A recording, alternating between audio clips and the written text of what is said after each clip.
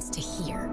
I feel sometimes that I'm not listened to. I would just want you to listen to me more often and evaluate situations with me and lead me towards success. We're not adults, so just be there and listen. I just want someone to yap to. And I just feel like I'll be fine if someone just hears me talk and talk and talk and talk and talk and talk and talk. You're doing a really good job. And I don't think I tell you that enough. And I know sometimes we get into it and it's just hard on both of us. But, try to understand me more and I'll try to do the same. Listening is a form of love. Find resources to help you support your kids and their emotional well-being at sounditouttogether.org. That's sounditouttogether.org. Brought to you by the Ad Council and Pivotal. All of your favorite 1017 The Truth content whenever you want. The Truth app has it all. The Truth is on 1017 and 1510 WGKB Waukesha, a locally owned Good Karma brand station.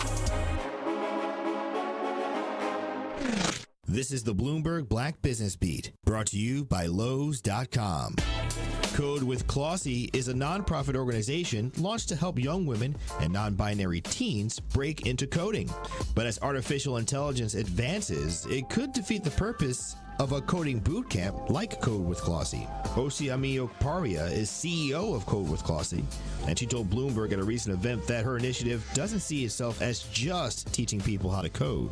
We're actually thinking more broadly than actually time spent hands on keyboard producing code. There is a lot that you can learn from a set of skills that are durable and transferable when you learn to code. You're learning computational thinking. You're learning a way of solving problems, decomposing them. These are all skills that we believe are transferable to problem solving in any domain. Code with Clossie is helping young women from all backgrounds get into fields where diversity is lacking. I'm Bloomberg's Justin Milliner on the Black Business Beat. Now more than ever, Lowe's knows you don't just want a low price, you want the lowest price. And with our lowest price guarantee, you can count on us for competitive prices on all your home improvement projects. If you find a qualifying lower price somewhere else on the same item, we'll match it. Lowe's, we help, you save. Price match applies the same item, current price at qualifying retailers. Exclusions and terms apply. Learn how we'll match price at lowes.com/lowest price guarantee. With Fidelity Wealth Management, a dedicated advisor gets to know you and your goals to build a comprehensive plan to help grow and protect your wealth.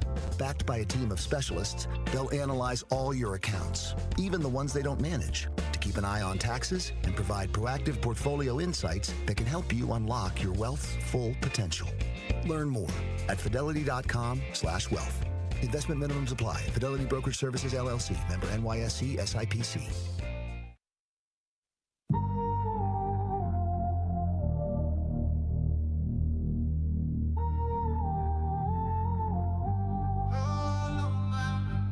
Sherwin on the mic, better tune in now. Milwaukee Flame, he be holding it down. Best in the biz, put respect on the name.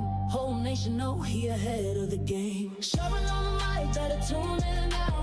Milwaukee Flame, he be holding it down. Best in the biz, put respect on the name. Whole nation know he ahead of the game. Turn the dial up, it's that power in the voice. Sherwin speak truth, he ain't never had a choice. Milwaukee on the map, he connecting all the noise. Talk real, walk real, never playing with the toys. Facts load heavy when he step to the plate. Every segment cut deep, he be raising the stakes. While they mumble in the dark, he be sparking debates. Big brain, big heart, got that leader's grace. He the voice of the city and the soul of the street. Truth ride, the baseline, wisdom in the beat. Ain't no filter when the mission is clear. Sherwin Hughes, they respect or they fear. Sherwin on the mic, better tune in now. Milwaukee Flame, he be holding it down. Best in the biz, put respect on the name. Whole nation know he ahead of the game. Sherwin on the mic, better tune in now. Milwaukee Flame, he be holding it down. Best in the biz, put respect on the name. Whole nation know he ahead of the game. They be calling it a show, but it's really a movement. Dropping jewels daily, you can feel the improvement. Got the facts in the fire, never watered it down. He a giant on the mic, wearing intellect's crown. No cap when he snap, every topic get touched. Ain't afraid of the smoke, nah, he welcome the rush. While the rest play safe, he be speaking the rough. Cut from a rare cloth, he ain't fabric that's plush. Policy the people from the hood to the hill. He break it all down, keep it raw and real. You ain't heard radio this wave. Sherwin got the truth that the nation crave. Sherwin on the mic, better tune in now. Milwaukee Flame, he be holding it down. Best in the biz, put respect on the name. Whole nation know he ahead of the game. Sherwin on the mic, better tune in now. Milwaukee Flame, he be holding it down. He the best in the biz, put respect on the name. Whole nation know he ahead of the game. Good morning and welcome to the program. Today is Tuesday, June 17th, 2025. This is a theme that I bring up often because I just want people to have a deep understanding of it. Whenever there's some kind of progress, there's always going to be a backlash, and you have to be prepared for it. So whatever progress you think we need to make, let's say politically, maybe we make it.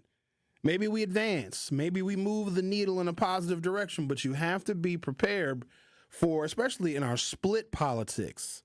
It's not like if one side wins. Let's say the Democrats have a wave in 2026, which I simply cannot predict because I don't think that the Democrats have grasped that being anti-Trump is not nearly enough. But let's say the Democrats figure out their lives in the next 12 months or so, give or take, and they make tremendous progress legislatively. We get a majority Democrats in the U.S. Senate and the House, all of the other things. There's going to be an incredible backlash, and we have to be able to predict what it is because a large portion of this country either didn't vote for those Democrats who would get a majority in the House of Representatives and the U.S. Senate and maybe even win the majority of governorships that are on the ballot. So the Republican voters, the conservative voters, the evangelical voters, and the Trump loyal and faithful, which is an immobile 30 or 35% of the people in this country. Can you believe that? It doesn't even matter what he says. It doesn't matter what he does. It doesn't matter what the stock market does, what the economy does. It doesn't even matter how much eggs cost. It's crazy because Donald Trump is the only president where eggs can skyrocket in value and nobody would hold it against him. But there's this group of people in this country that are not going to vote for Democrats. This is assuming that Democrats get political power and control legislatively and in governors' offices around the country. There's a cohort of people that did not vote for them because they simply hate Democrats enough to kill them. And we are going to talk about political violence in this country is going to become as commonplace and as benign as school shootings. So remember when we used to have school shootings all the time? I think we still have them. It's just, I hate to admit this, but I don't know if anybody really cares because we don't do anything about them. We just say thoughts and prayers, and then we'll post something on social media, and then we'll go back to scrolling Amazon. Political violence is going to become just this normal thing that takes place.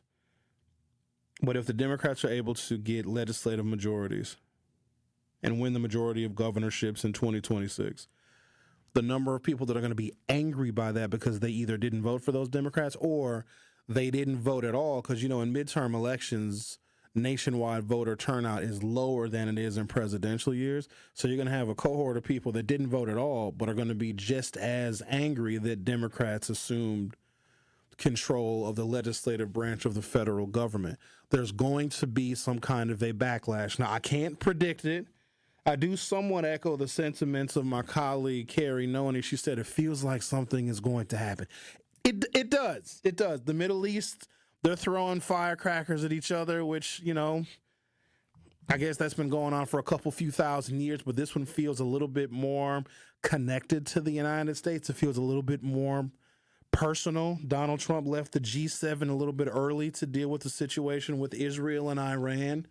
So there's always that. There's the economy, whatever that's going to do, whatever joblessness numbers are going to look like, whatever the stock market and people's retirement portfolios are going to look like. We still don't know what the ultimate results of the whole Doge thing, not Elon Musk and his crew going through the different federal departments and just slashing things, but the information that they received about us because Elon Musk and his contemporaries had unprecedented access to Americans' details about our work history and our Social Security payments and all these other things. And we don't know how he's going to feed that into some super algorithm. So it does feel like something is going to happen. We also are 149 days into the Donald Trump second term. We're just getting started. I don't often talk about this organization, and I don't talk about the NAACP much because they're not my civil rights organization. They are my parents and probably more so my grandparents' civil rights organization. They just don't, and maybe it's for lack of trying, or maybe it's not for lack of trying. I'm not sure what it is. They don't seem to resonate and connect with a younger generation of African Americans, because I don't think that the NAACP that they made a decision. The National Association for the Advancement of Colored People. First of all, I'm not crazy about the C in NAACP being colored, but whatever. It is what it is. Well, they made an executive decision that they weren't going to invite Donald Trump to their national conference. And apparently, this is the first time the NAACP has opted not to invite a sitting president to their national conference in 116 years. Even though Harry Truman was the first sitting U.S. president to attend the NAACP convention. And for all of you partisans, I'm going to go through the list of the presidents that were invited and the presidents that actually attended NAACP conventions, and the details may shock you. But so here's the thing with the NAACP. I don't want anyone to get upset about this because I'm sure somebody's getting triggered by me saying I'm not a subscriber or a member or a fan. Like, I don't follow them on Facebook. I don't know if the NAACP has a Facebook page. I would have no idea because I don't follow them. When black people had nothing, no policy protecting our humanity, schools were still segregated, they could prevent us from registering and voting, Jim Crow was in full effect, and we were true second-class citizens. We couldn't serve on juries. Like, there was a period of time in this country where a black person couldn't even look a white person in the eye. If we were walking down the sidewalk and a white person was walking toward us on the same sidewalk, we'd have to step off the sidewalk into the street. There was a period of time where we couldn't even sit in any open seat on public transportation, even though we, as black people, paid the same fare as everybody else, but we still had designated seats. And if a white person wanted our seat, we had to, by law, get up and offer that seat to this white person. So if you can imagine that world, and I personally cannot, I don't know what it's like. And I also don't know what kind of human being you have to be, what kind of African American you have to be to acquiesce to that world, to where you're just lucky to survive. You're just lucky to leave the house one day and to come back home at the end of the day in one piece. I don't know what that's like, and I don't know what kind of person I or we would have to be able to navigate through that very, very dangerous and very, very complicated world. But the NAACP was an organization that was best suited to fight for African Americans when we had no humanity and no social standing whatsoever. So once we start to get a couple of cracks in the wall, a little more progress here, Brown versus Board of Education, Civil Rights Bill here, Civil Rights Act there, more funding for housing for African Americans, more investments in healthcare. As you know, things started to move and our lives became much more human. I don't know if an old school organization like the NAACP was ready for what the next phase of African American life would be after we got the basic fundamentals solidified in law. And they just kind of stopped. It's almost like, oh, well, we can get a job now. We can go and vote, so we'll just kind of sit back. I don't know if that organization, therefore our community, was not prepared for how white racism and white supremacy and white nationalism would respond to African Americans making such progress. The best example I can always give is Barack Obama to Donald Trump. You would like to think that the kind of ethos that Donald Trump represented and represents now better than ever would somewhat be extinguished, because whatever fears that people had about black leadership in this country, I'd like to think that Barack Obama extinguished them. He didn't put white people into slavery. He probably thought about it. He was like, it'll probably cost too much money and white people wouldn't be good workers anyway. But I think he was a good steward of the public interest, the public trust, created a healthcare system where we desperately needed one, got us out of 2 wars, helped, right the ship on the U.S. economy from losing 800,000 to 1 million jobs every single month in the tail end of the George Bush administration and the home foreclosure crisis and all of those things to creating a total of 15 million jobs. Just look at the transformation of the city of Milwaukee during the Barack Obama years. Northwestern Mutual built a new tower, all the new condo developments and housing developments. We got a whole new basketball arena, a whole new plaza, a whole new entertainment district that is bringing tremendous amounts of revenue into the city of Milwaukee and into state coffers. Like, all that stuff happened, that major development, major economic development, major impact. The streetcar, I know how you love the streetcar so very much. All that stuff happened during Barack Obama's term. Look, monumental progress when it comes to development downtown. Speaking of the streetcar, what's today? It's Tuesday. It must have been, was it Friday? There were so many people waiting for the streetcar right there on Kilbourne. It's a stop for the hop, a hop stop, if you will. Well, our streetcar is called the hop, so it's a stop. It was a whole crowd of people. I don't know what was going on, but I've been bombarded with all these local news stories that, nobody is riding the streetcar. Well, on Friday, it was a bunch of people riding the streetcar, so I'm wondering what the hell was going on. However, I digress. So I'm going to take a break. When I come back, I'm going to talk about the U.S. presidents that have been invited to the NAACP National Conference, because the NAACP, apparently they want to be a nonpartisan organization, which is insane because 90% of black people, when we vote for Democrats. But they're taking a big, tough stand, and they're saying, well, we're not going to invite Trump. Here's what's crazy. They invited him in 2017, and Trump just didn't go. And so now they're trying to take a tough stance against Donald Trump and his unfair policies by not inviting him to their national conference, knowing that he wouldn't attend it anyway. So when I come back, I want to talk about the presidents that did actually attend and speak at the NAACP's national conferences over the years. Now, the organization is 116 years old. And all of the articles that I have, because apparently this is big news, that the NAACP is opting not to invite Trump, who didn't attend last time and would never attend anyway. Apparently they have been inviting presidents for 116 years. It's not funny. It was a little bit funny. But they've been inviting presidents for 116 years, but the first president that showed up was Harry Truman in 1947. So if you've been inviting sitting presidents to speak at your national conference so you can have the president in the room and then address, what the national movement is or the national sentiment is for black people and what the organization is going to be working on that year, and you invite a president so a president can include that sentiment in their executive orders and their policy making, blah, blah, blah, blah, blah. And you've been around since 1909, and the first president that attended was in 1947?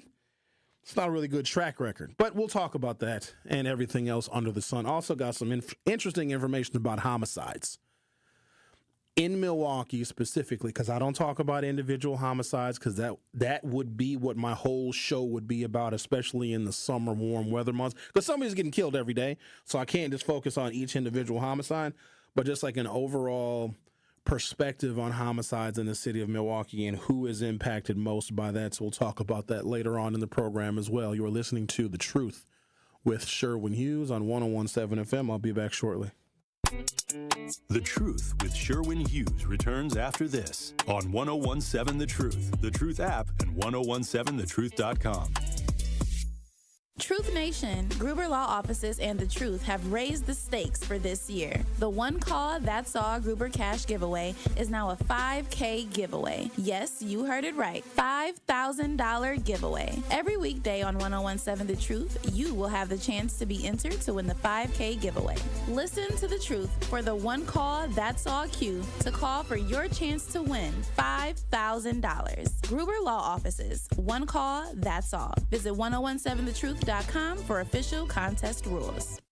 I've got to share that I am also a beneficiary of the Old National Bank Empowerment Loan Program. So, Tracy, with that being said, what is the Empowerment Loan Program? Great. Well, the Empowerment Loan Program is a special purpose loan program that we launched 2 years ago. It has been a success. It was something, again, near and dear to the heart of not only our chairman and CEO, but just our organization as a whole. We work with contractors, consulting firms, retail food operations, daycares. In fact, so far, we've approved $50 million of loans to minority and women-owned businesses within a 2-year period. And for those that are now leaning more into this conversation, what's the best way to get in contact with you as part of their interest in the Empowerment Loan Program? I'm going to give you my cell phone number to the listeners. It's 414-687-7393. And if that doesn't work, feel free to reach me at my email, tracy.meeks@oldnational.com. Tracy Meeks, Senior Vice President, Community Lending Market Executive from Old National Bank.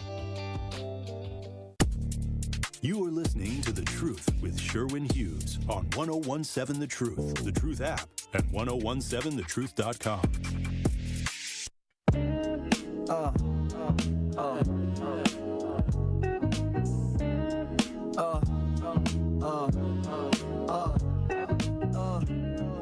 So apparently,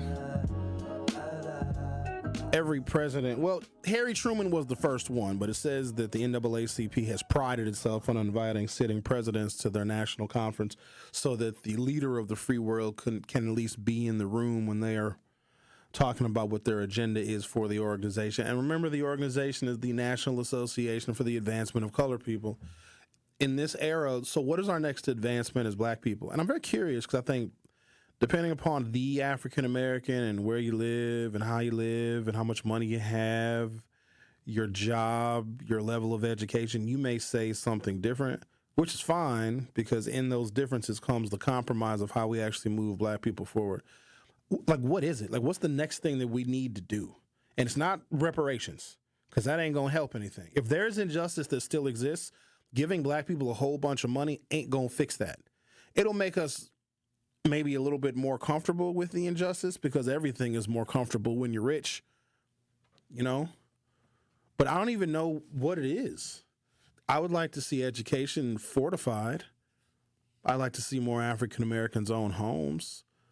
I'd like to see us have more autonomy politically.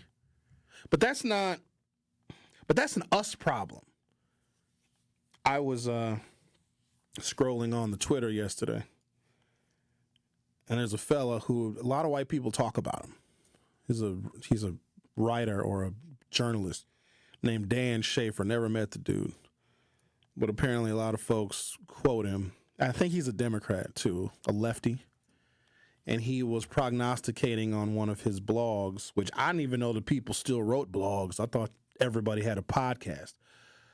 But he was talking about Tony Evers, and Tony Evers needs to step aside. And I echo that same sentiment because now in the state of Wisconsin, I think it would be the best opportunity for a generic Democrat with the right message to become governor of this state. Tony Evers is an old guy. But here's the thing. We like old people.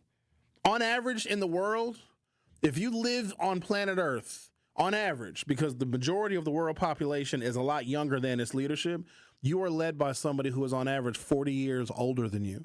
The average age of a member of Congress is probably damn near 70, and if that average age comes down, it's because people are staying in Congress, either in the U.S. Senate or in the House, until they die. So that's the only thing that is pulling down the average age as a member of Congress. If you are on a corporate board, your average age is about 60. If you're a CEO of a Fortune 500 company or one of those high-profit companies on the S&P 500, their average age is like 63 or 64 years old. So the world is just run by lots of old people. Fortunate to grow old so I can be one of those very powerful old people one day and be very grumpy and yell at people all of the time. However, I'm digressing. What is our next mode of progress as far as black people go? And maybe if I knew that, I would have more interest in an organization like the NAACP because they would then take the reins in leading us or providing ideas or providing policy or lobbying members of Congress to move African Americans in specific communities around the country forward. Some black communities are way further along than others. Like in the Deep South, I don't think that there's a whole bunch of social or economic progress, whereas opposed to, out east or maybe in Maryland or Philadelphia, maybe even Chicago, et cetera, et cetera. So I don't even know what the next mode is for us. Like, what do we want to see? We want to end racism? Good luck. It is their most powerful political tool, and we don't have the ability to end it. That's like women saying they want to end sexism. Of course you do, sweetheart. That was probably sexist right there, me calling women sweetheart. But men would have to end sexism. Men probably still benefit in some form or fashion from subjugating women. So why would men, just being practical and objective, why would men want to eliminate something that gives them some advantage? Some advantage while we're here, because men don't live as long as women. Why would white people give away the advantage that has been created for them? For what? Because I don't think anybody wants an equal society. Groups want to control other groups. There's very few people that say, "Oh, we all should be equal." It sounds good, but it's not realistic. Just like black folks right now, that collectively, we don't really own a lot in this country, but boy, oh boy, do we sure hate illegals, and they're coming over here and taking our jobs. We want somebody to subjugate. Didn't even know it was this many black people in this country that were anti-immigrant, anti-migrant, and decidedly anti-Mexican. If that's the case, why don't y'all stop going to botanas? Ain't nothing but black people in botanas. It's like, we love the culture but hate the people. Sound familiar? Ain't that crazy? Love the culture. Oh, we love some Mexican food. I know I do. But I also like Mexican people too. I don't have an issue with them because if they went away, who's going to make enchiladas? Have you ever seen white people taco night? I can't have the Mexican restaurants in this city because a lot of Mexican restaurants, like the good ones, the really good ones, oh, those people are all undocumented. But I ain't snitching. It's not in my best interest to snitch on them. But if they all went away, or if they're afraid to go to work because they might get swept up in an ICE deportation raid, which Donald Trump has promised to double down on ICE deportation raids in blue cities, who's going to make our enchiladas? Black people ain't making enchiladas. I've never had a black-made enchilada in my life. And it probably wouldn't be good because we'd probably put like collard greens in it and probably put sugar in it. It just wouldn't be good. Every sitting U.S. president since Harry Truman in 1947 has been invited to speak at the NAACP National Convention. This tradition lasted for 116 years. So that's the part that I don't get. So the organization is 116 years old, okay? So did they start inviting presidents 116 years ago? And nobody showed up until 78 years ago? This tradition has lasted for 116 years up until 2025, when Donald Trump became the first sitting president not to be invited due to the NAACP's public break with tradition. List of U.S. presidents invited to the NAACP National Convention since 1947. That's the part that I don't get, because the data says they've invited every sitting president since the organization's founding, but then they only list the presidents since 1947. All right, Harry S. Truman was invited, Dwight Eisenhower was invited, John F. Kennedy was invited, Lyndon Johnson invited, Richard Nixon, Gerald Ford, Jimmy Carter, Ronald Reagan, George H.W. Bush, Bill Clinton, George W. Bush, Barack Obama. Donald Trump, it says, invited during his first term, did not attend, and then was not invited in 2025. And then Joe Biden was invited, and he did attend. All right. Jimmy Carter didn't go. Gerald Ford didn't go. You would have thought Kennedy would have went. I thought he was a civil rights person. He didn't. Lyndon Johnson, given his commitment to civil rights, it's plausible that he may have sent letters of support to the NAACP, but did not attend their convention. It appears that we have a really bad track record of presidents attending the NAACP convention. And at the end of the day, what does it even get us? Ronald Reagan spoke, which is shocking to me. Bill Clinton spoke at the NAACP convention, so attended and spoke. Barack Obama, of course. Nothing on George Bush. That doesn't seem right. You'd think that George Bush, he would go to NAACP convention. Barack Obama and Joe Biden. So Ronald Reagan, Bill Clinton, Barack Obama, and Joe Biden are the only presidents that attended and spoke at the NAACP convention since 1947. That's actually embarrassing. They probably should just stop inviting presidents altogether. I'm going to pause there, take a break, come back and pick it up on the other side. You are listening to The Truth with Sherwin Hughes on 101.7 FM. Don't go anywhere. I'll be back shortly. The Truth with Sherwin Hughes returns after this on 101.7 The Truth, The Truth app, and 1017thetruth.com. Protect your dream home with American Family Insurance, and you can weather any storm. You'll also save up to 25% by bundling home, auto, and life. American Family Insurance. Get a quote or find an agent at amfam.com. Products are not available in every state. Discounts may not apply to all coverages on an auto or home policy. Discounts do not apply to life insurance policies. Visit amfam.com to learn how discounts may apply to you. American Family Mutual Insurance Company assigned its operating companies, American Family Life Insurance Company, 6000 American Parkway, Madison, Wisconsin.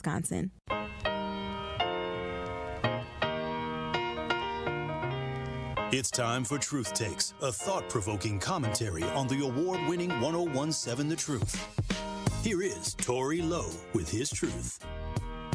As I reflect on my journey, I'm reminded of God's blessings and guidance. I've been fortunate enough to accomplish some remarkable feats, including walking 750 miles from Milwaukee to Washington, D.C. in honor of the Civil Rights Movement.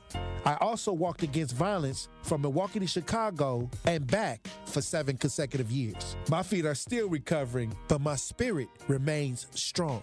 I've been privileged to advocate for victims of police brutality, search for missing persons, and participate in numerous protests.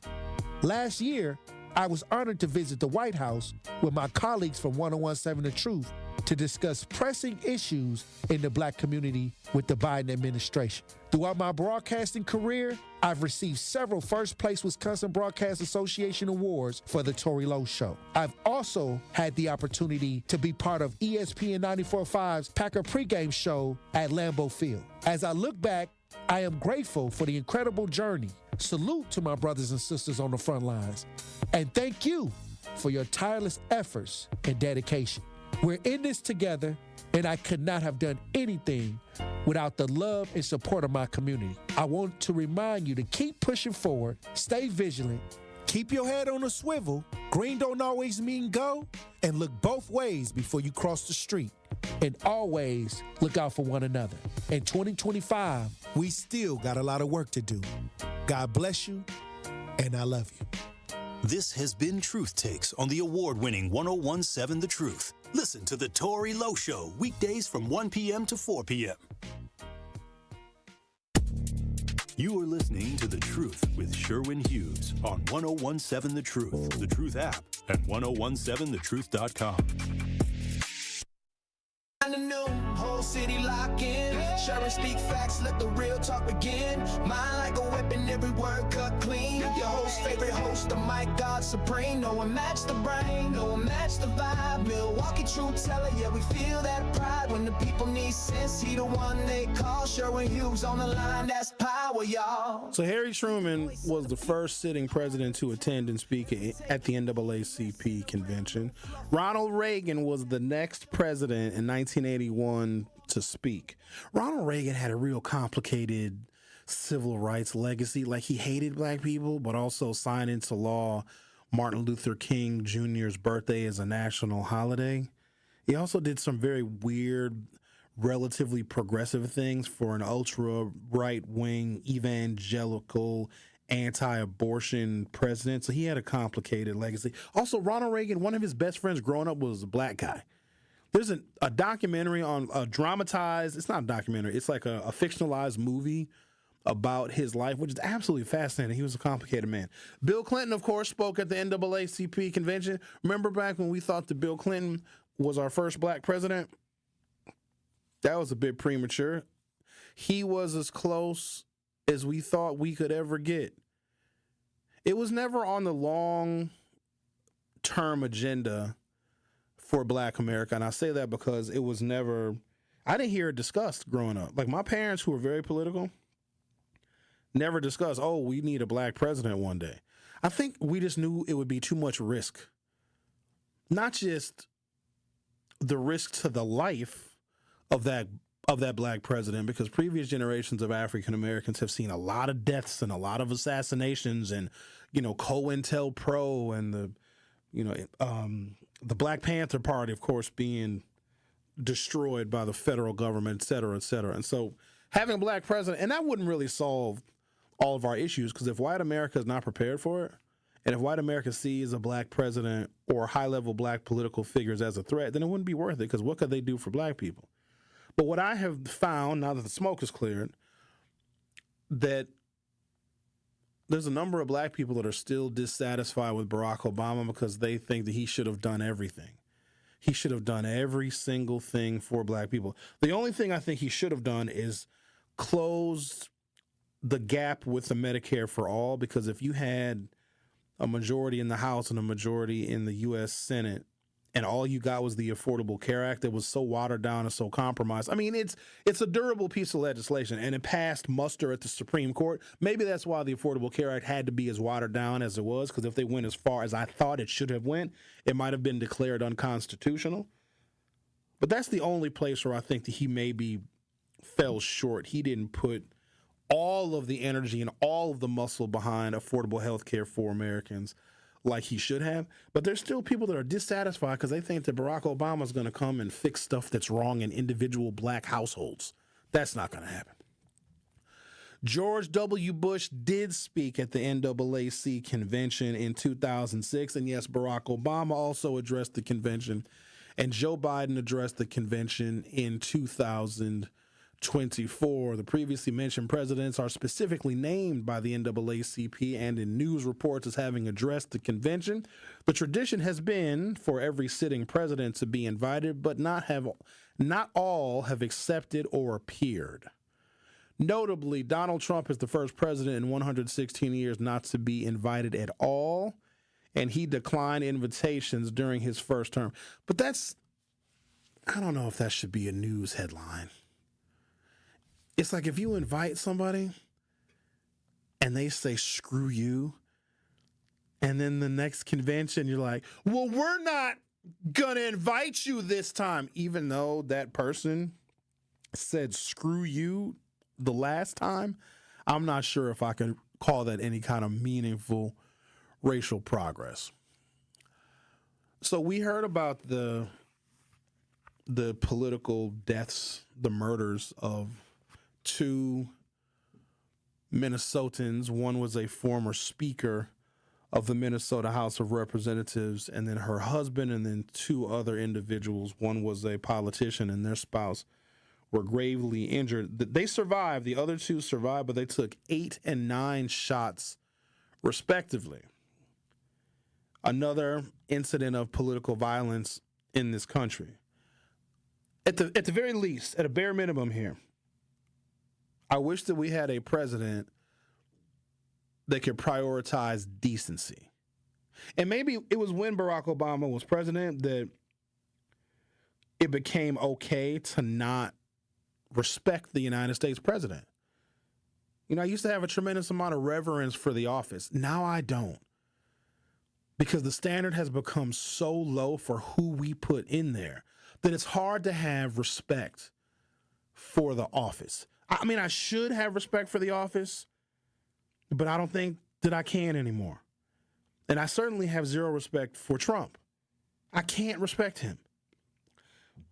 Maybe we're different because growing up, I know that we are told to have this like a blind respect for authority or a blind respect for elders. Like, oh, Sherwin, you have to respect this person because they're the one in control. They're the one in charge. They're the one that is older. They're the one that has more experience. And you just kind of succumb to that. It's, oh, okay, this is an elder. This is someone who is important. This is someone who is the boss. I don't do that anymore. I don't respect somebody because of the position that they are in. I respect the human being that is in that position. I don't care if you're the boss. If I don't know you, I don't respect you like that because I don't know what kind of boss you're going to be. But I also think that's a problem with some Americans because certain people advance to a particular position, even if they had to lie, cheat, and steal to get there. They've advanced to the top, maybe if it's of the company. But they're horrible people. How do you respect a horrible person just because of their title? Because if you remove them from that position, if they're not in that position, if they're not the boss, if they're not the champion, if they're not the CEO, and they're just a horrible person, you wouldn't respect them. It is time out for just having blind allegiance and respect for a particular position or an office. We have to respect the human being that is in that office. And it's not hard to be respectful, or at least be performative. Give the appearance that there's a level of respect. But then when I saw this one here, Trump says he won't call Minnesota Governor Tim Walz after lawmakers' shootings because it would, quote, waste his time. There's a handful of things that should supersede partisanship. And if a lawmaker, a former lawmaker in Minnesota, was murdered because of her political views and her political stances, and her husband was murdered, and another lawmaker was shot, and their spouse was shot, the president can't call the governor of the state of Minnesota and give condolences? That's disgusting to me. And like, the kids are watching. Kids are paying much more attention than we think because they are connected to information that some of us old folks don't even know anything about. They are watching this. They are seeing the president of the United States not even be a decent human being and call the governor of Minnesota. Not only is Trump not calling Tim Walz, he's saying it would be a waste of his time to send his condolences to the governor of Minnesota. From the Associated Press in Washington, President Trump said yesterday he ruled out calling Minnesota Governor Tim Walz after the targeted shootings of two state lawmakers, saying that to do so would waste his time. One lawmaker and her husband were killed, and the second legislator and his wife sustained serious injuries in the shootings early on Saturday. A suspect surrendered to police on Sunday. The Republican president spoke to reporters early Tuesday aboard Air Force One as he flew back to Washington after abruptly leaving an international summit in Canada because of rising tensions in the Middle East between Israel and Iran. Asked if he had called Walz yet, Trump said the Democratic governor is, quote, slick and whacked out, and I'm not calling him. Presidents often reach out to other elected officials, including governors and mayors, in times of tragedy, such as after mass killings or natural disasters, to offer condolences and, if needed, federal assistance. On Air Force One, Trump sounded completely uninterested in reaching out to Walz, who was once the vice presidential running mate for 2024 Democratic presidential nominee Kamala Harris, who lost to Trump. So I can't respect him. And I didn't have any respect for him anyway. But this is just, it's beyond the pale for me. To say it would waste his time to call a governor. Look, and I get it. They used to be political rivals. But here's the thing, Trump. You won. You actually won. And I'm not going to say that anybody cheated. I had to shut down a conspiracy theory last week, actually, saying, oh, you know, what if Trump and Elon Musk conspired to win the election? I don't think they conspired. I think Kamala Harris and Tim Walz actually lost that election. As I look back on it, I can totally see why. A lot of us were blinded. It looked good, sounded good. Oh, she's a woman. She's part black, part Jamaican, part Southeast Indian. Oh, this is great. Good for her. It's time. Yay, Kamala Harris. Let's vote for her. She's a Democrat. Something, forgive your student loans, $50,000 in grants for small black business owners. Hey, I'm all for it. Totally overlooked the fact that this country hates women so much, that they would never have one lead the nation. Stephen Greenfield, you're on 101.7 The Truth. How are you? Good morning. You're dead on again. Great topic, great show. I just have some comments quickly. I agree with you, Barack Obama. I did vote for him twice. I wish he had, especially the second term, given the right-wing nut jobs the middle finger, because he could finally say, because he won overwhelmingly with a mandate.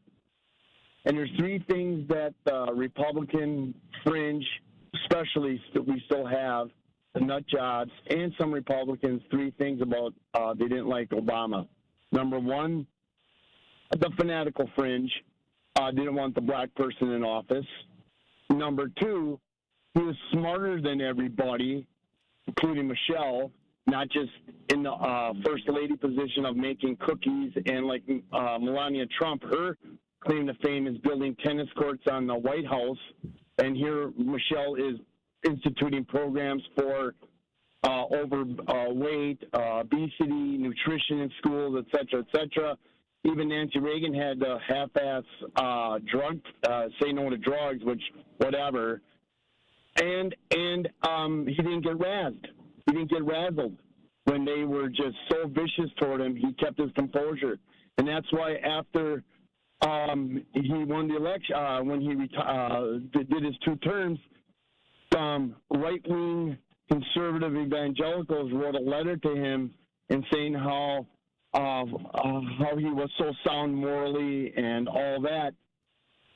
So, Sherwin, you're not going to get through to these right-wing nut jobs. You could go on and on and on. You don't learn anything from them. You're not going to get anything from them. And just imagine when I get in arguments, which I don't hardly do anymore, I always say to them, just imagine 2 words, Barack Obama. And the last thing that I tell them is, remember when they had such an uproar about Barack Obama's executive orders, he didn't do nowhere near what Trump did. And I tell these nutballs that Obama did the executive orders through the process where he knew he wasn't going to get anything done because a big faction of the Republicans didn't want to vote for the black, that Trump just wakes up and does the executive orders throughout the process, so he knows a lot of stuff is not going to get passed. So anyway, great topic. I'll take my answers off the air. Thank you. Thank you, Steve from Greenfield. I think we got a new term that we need to coin. Even though it's a term that I would expect Al to use, he said nutballs. A bunch of nutballs, a bunch of balls of nuts. Somebody might actually call me a nutball, actually. Rick, you're a nutball. That's what you are. Good morning, Sherwin. Oh, good morning. I got to take a commercial break, then I guess we can resume our conversation after that, you nutball. They are a bunch of nutballs, these right-wing people, and there's no redeeming them. They can let Donald Trump, and we'll let Donald Trump do whatever the hell he wants, and they won't say no or even disagree with the guy. A bunch of nutballs. The Truth with Sherwin Hughes. We'll be right back. The Truth with Sherwin Hughes returns after this on 1017 The Truth app, and 1017thetruth.com. Coming straight out of Milwaukee, it's time to turn the TV off and turn your speakers up so you can hear what the future leaders of the world have to say. Truth Nation, I'm proud to present The 8 Block, a fresh new youth-led radio show powered by City on the Hill and 1017 The Truth. Hosted by me, your boy, Ben Jammin. Every other week, 8 Milwaukee teens will share stories and lives that will speak truth to what matters most in their lives. Don't miss the premiere on June 21st at 9 a.m. That's June 21st at 9 a.m. Truth Nation, welcome to The 8 Block. Summer in Milwaukee means a couple of things: Brewers baseball and live music. Get the best of both when the Brewers take on the Rockies June 27th, featuring a post-game concert by Nelly.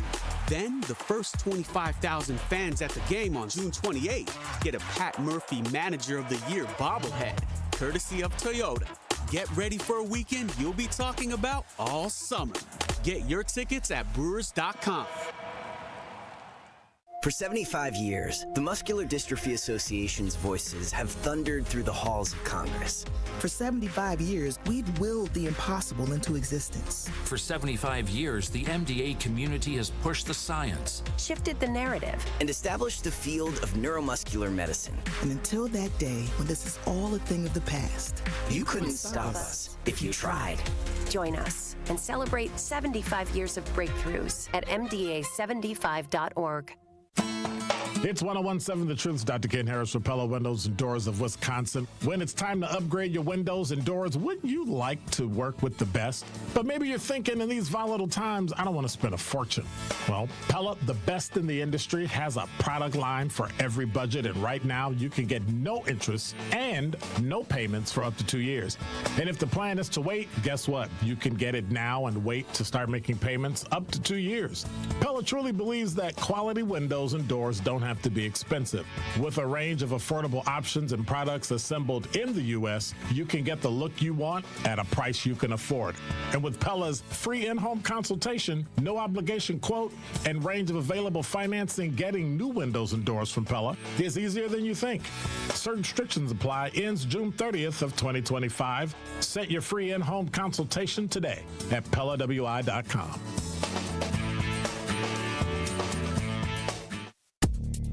You are listening to The Truth with Sherwin Hughes on 1017 The Truth, The Truth app, and 1017thetruth.com.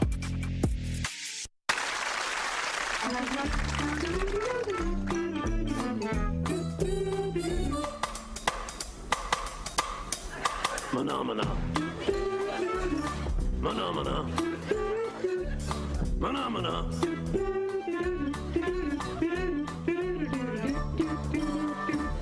Who didn't love the Muppet Show? I think you have to be of a certain generation, though, to be familiar with the Muppet Show. JD, you bring up some very interesting and salient points and or ideas. The next steps for black people are buying farmland that's kind of niche. I don't want any farmland because what the hell am I going to do with it? If I can't put a means of production on it, I'm not going to grow no vegetables. That's just me, though. Like, I don't... Okay, JD, I'm going to humor you for a minute. I want to read the rest of what you said because I think it's a step as I'm looking for what is next for black people. If we're going to buy the farmland, who are we going to hire? Who are we going to employ to tend to it? I'm not buying farmland and I'm going to do the farming.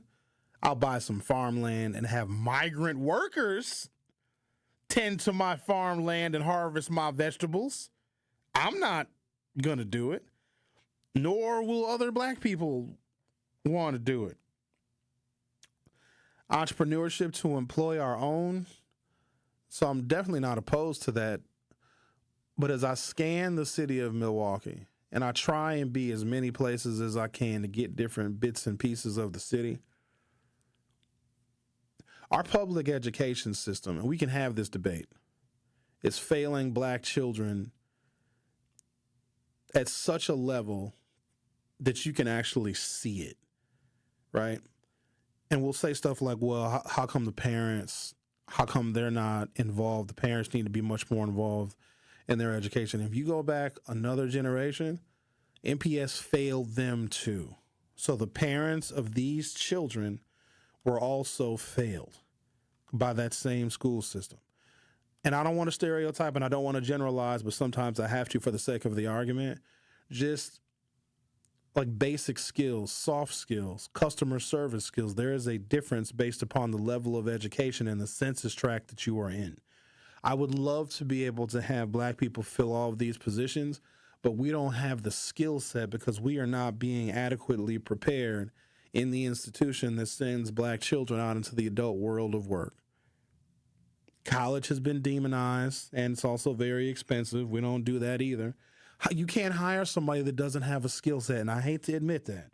You can't. They're going to quit. The work is going to be too hard. They're not going to get along with other employees.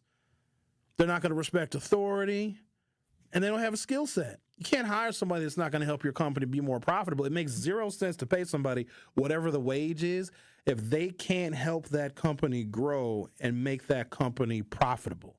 I really wish that we could just hire all the unemployed people. Some people are unemployed because they don't have any skills. And believe it or not, there's people that really don't have any skills. There's something that I'm seeing in younger generations, and I don't know what it is, and maybe it's just my exposure to them. They're not passionate about anything realistic. They might want to be like a social media influencer, or they might want to be a great podcaster because everybody and their mama got a podcast. Yeah, but you need something to actually talk about. You need to be interesting and engaging, or have a level of experience somewhere, or to have done something, made something, produced something, created something, and then your podcast can be about that thing that you accomplished. There's just little passion in the things that really matter.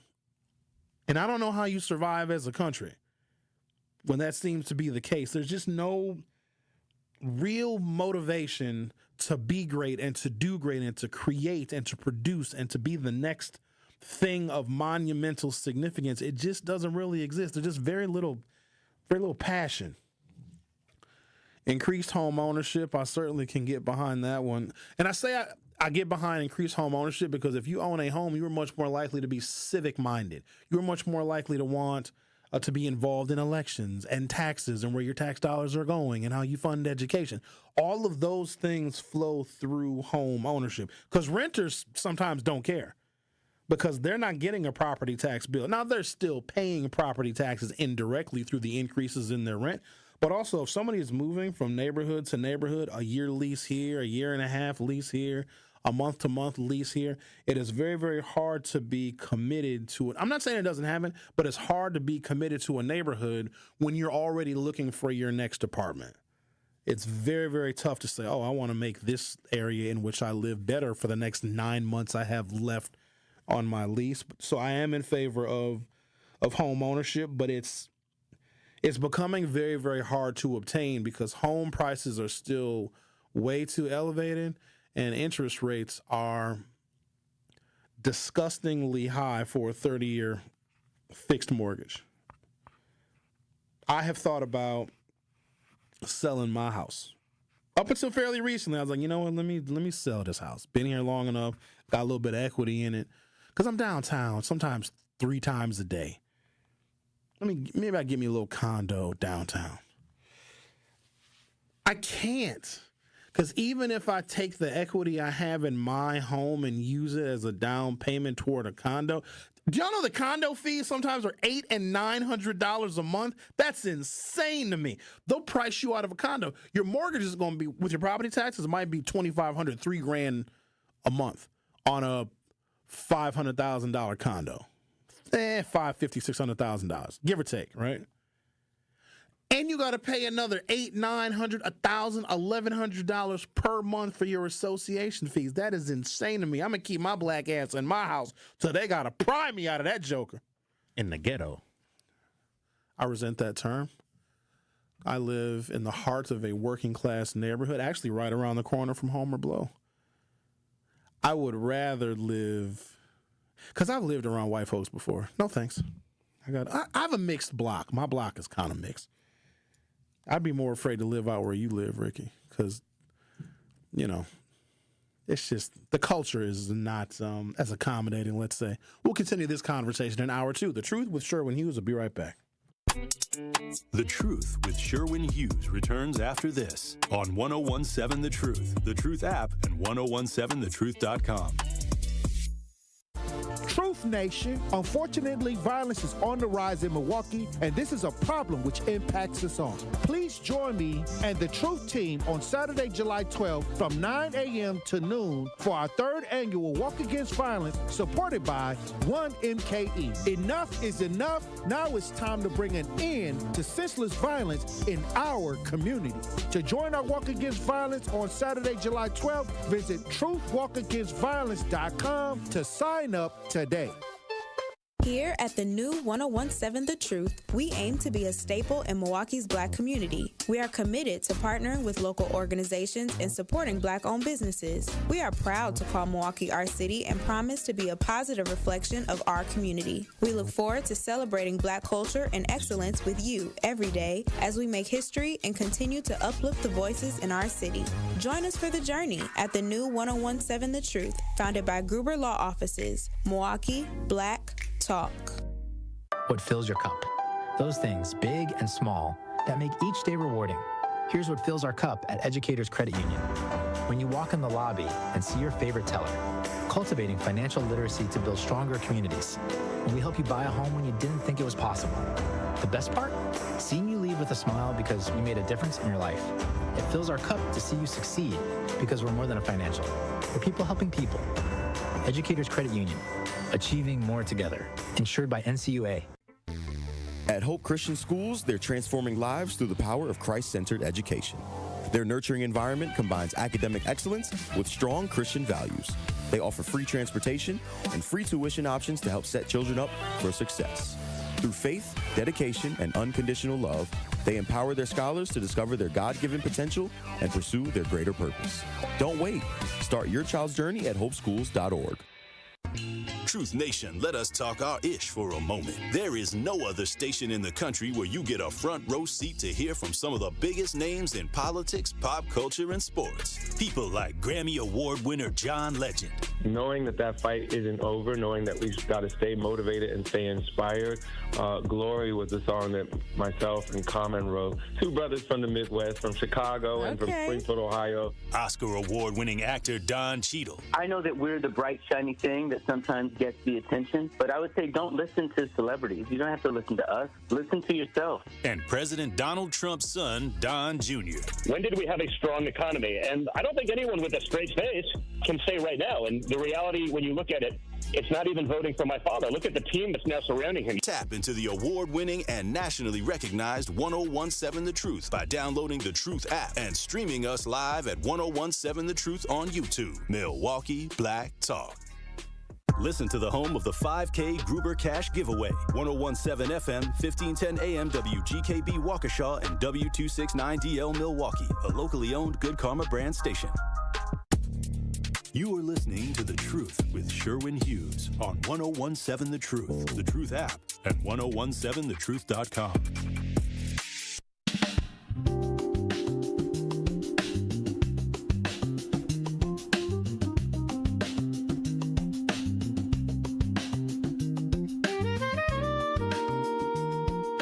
Welcome to Hour 2 of The Truth with Sherwin Hughes. I have an article here.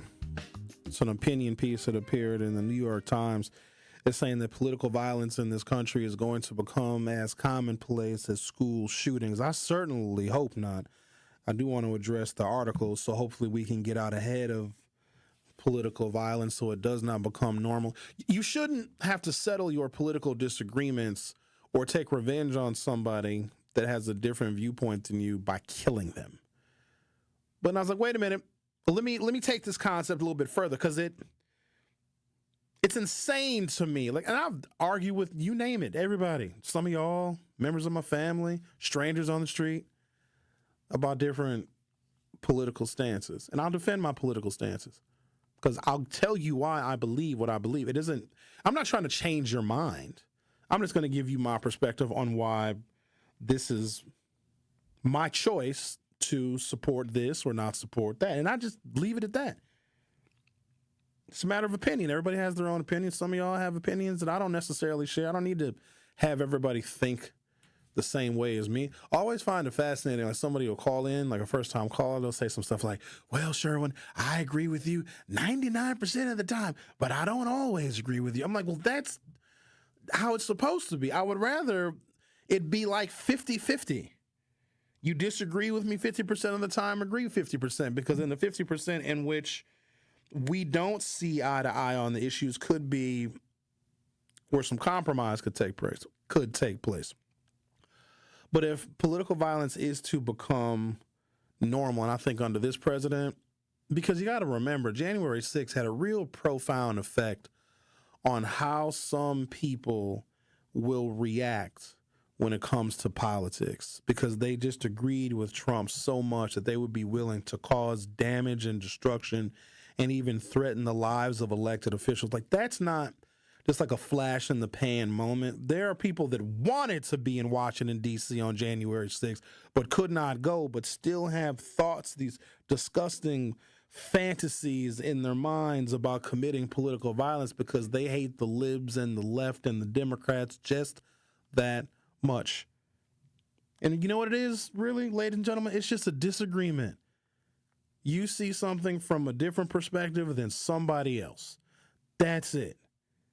But then I took that concept a little bit further, because in our politics, if at the very extreme end of that, there are people that are willing to kill and have in fact killed and will kill because they disagree with somebody politically. What if some of the homicides in the African American community are maybe not political in nature, but just because of disagreements? If a political disagreement, here's the crazy thing, a political disagreement in a nation where the largest voting bloc of people are people that don't vote, 88 to 90 million people are eligible to vote in this nation, but simply do not. Donald Trump got 74 million votes. Kamala Harris got 71, 72, give or take. The largest voting bloc of people in a nation that is losing its democracy are people that do not vote at all. So the majority of the people, for the most part, don't vote, or they are the largest voting bloc. Yet political disagreements can be so incredibly severe in a nation where the largest voting bloc are people that don't vote that political violence actually takes place. There's something to that. And I was curious, like, what's the motive in the black community? Because I can't be concerned about white people killing each other, because that's for them to have that discussion, because I'm not a white person, nor am I in fear of becoming one. And not only am I not in fear of becoming a white person, I'm less in fear of becoming a white person than being killed by a white person. So I'm not afraid of white on white crime for the obvious, right? But what is the motive for black people killing each other? When they do investigations of crimes and of homicides, they always look for a motive, don't they? Try and figure out why somebody was motivated to take another human being's life. And I really wanted to dig deep to find out what it was. And you know what it is? Disagreements, arguments. That is the motive for the overwhelming majority of African American homicides, disagreements, which is similar to why there is political violence. Both stem from disagreements. Whatever happened to agreeing to disagree? Oh yeah, I don't see the world the way you do. Okay, cool. Have a nice day. See you later. Drive safe. Wear your seatbelt. Eat your vegetables. We let our disagreements, in some cases, the most extreme cases, turn into murder. Maybe conflict resolution should be the next mode or movement that African Americans should be focused on. That's the motive. Just a disagreement. And the disagreement can be about anything. Sometimes it's petty, I suppose. Sometimes it's major. But if that is the motive for our homicides, I think that we can do better than that. The most common motive for urban homicide in which an African American kills another African American is interpersonal conflict, often described as arguments or disputes. This is supported by not just months, not just years, but decades of criminological research and FBI uniform crime reporting, or UCR data, as well as a myriad of studies focused on urban violence. And we've spent a lot of money studying urban violence, why it happens, how we can prevent it, what programs do we need, where do we need to invest more money, where do we need more tax dollars. It's just disagreements. Fellas, don't die over a woman, please. I really would rather you not. I understand that the sex might be very good. You know what I mean? It might be great, but don't let it be the last sex you ever have. You know what I mean? Arguments / personal disputes. The majority of homicides, actually regardless of race, are not premeditated or related to organized crime or gangs, but stem from interpersonal conflicts such as arguments, fights, or perceived slights. A perceived slight? People slight me all the time. I haven't even really looked in the YouTube chat very much. I'm probably being slighted right now and could not care less. I really could not. It just seems so elementary to me that someone could be so incredibly aggrieved by a slight or by quote unquote disrespect that you would kill somebody. And I don't know what you do, and I don't know how you teach people or train people or how you bring them up to have a respect for human life. Just disagree with somebody. I know I'm oversimplifying it. Just disagree with somebody, be like, hey, I don't see it that way, and I never will. So okay, take care. Strawberries are in season. Have you had a strawberry this season? They're delicious. Metro Market has watermelons on sale. Why not end your disagreements with like where produce is delicious? Like, oh, go to the Pick and Save on State Street. They've got delicious green seedless grapes. Are we wasting all of this time, effort, energy, and money trying to figure out a solution to all this damn crime and all these homicides when it's simply personal disputes? Now, I will say this. Alcohol doesn't help. It does not. But it's a widely accepted and legal intoxicant, which is available all over the place. So that doesn't help. But even if you got rid of alcohol, alcohol is illegal, which won't work because Prohibition tried it and that was a miserable failure, then people would find other ways to get high. You know, you can breathe in stuff. What's the stuff that you use? The little aerosol can that you use to dust off your keyboard. People inhale that and get high. Retaliation and revenge. Another common motive is retaliation, which can be related to ongoing disputes and perceived disrespect or previous altercations. And then next, like third down on the list, is robbery and other felonies. A smaller but significant portion of homicides occur during the commission of another crime, such as a robbery or a burglary, and literally last on the list as far as motivations for homicide. Gang-related violence. In some urban areas, gang affiliation and disputes over territory status can be a motive, but these are generally a subset of the broader, quote, argument or retaliation categories. And gang stuff, I think it's overblown. It's not what it used to be. And because people can't cooperate anymore. You can't even have a cohesive gang because there'll be so much greed amongst the people in the gang that they won't be cohesive for very long.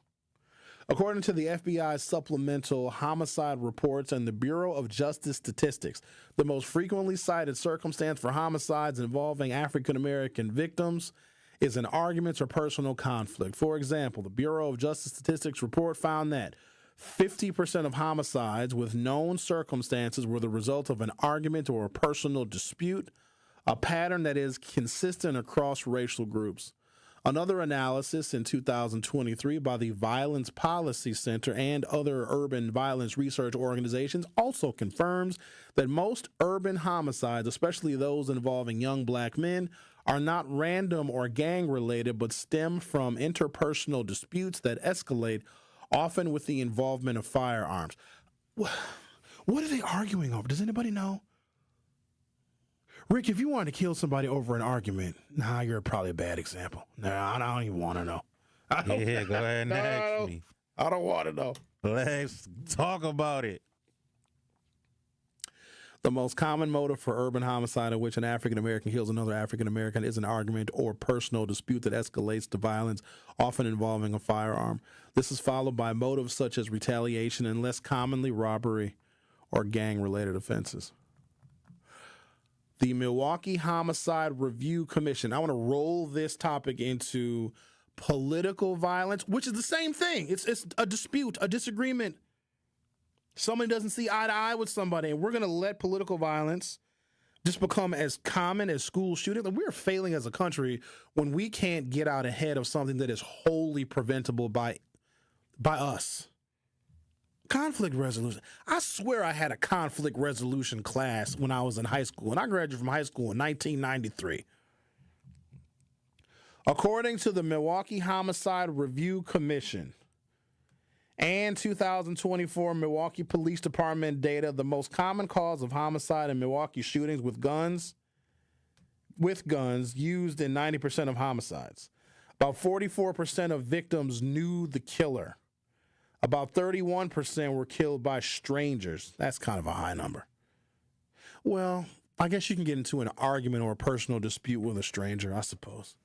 This suggests that a large proportion of homicides stem from interpersonal disputes, arguments, or conflicts between acquaintances, friends, or family members. It's always sad when a family member kills a family member because they're arguing. That's why Thanksgiving can be a very dangerous time of the year. Marvin Gaye was killed by his own father. Now, Marvin Gaye may or may not have been very, very high on cocaine. Neither here nor there. It's not a very nice thing to do to kill your son. And Marvin Gaye was a very talented singer. He had many songs, some of which I play on this show. The Milwaukee Homicide Review Commission and local reporting consistently find that arguments, personal disputes, and retaliation are the leading motives for homicides in Milwaukee's black community, which mirrors national trends. This part isn't good. I don't like this next part, but I'm going to read it to you. I'm going to take a break, come back, and grab a phone call on the other side. Racial breakdown. In 2024, 81% of homicide victims and 81% of suspects were black, and 85% of victims were male. The most common age range for both victims and suspects was 18 to 29 years old. Please make that make sense. In 2024, 81% of homicide victims and 81% of homicide suspects were black, and 85% of the victims were male. The most common age range for both victims and suspects were 18 to 29. Who is failing them? I can think back and remember when I was 18. In fact, I can recall something specific in my life each of those years between this very crucial age range of a black male in Milwaukee, between the ages of 18 to 29.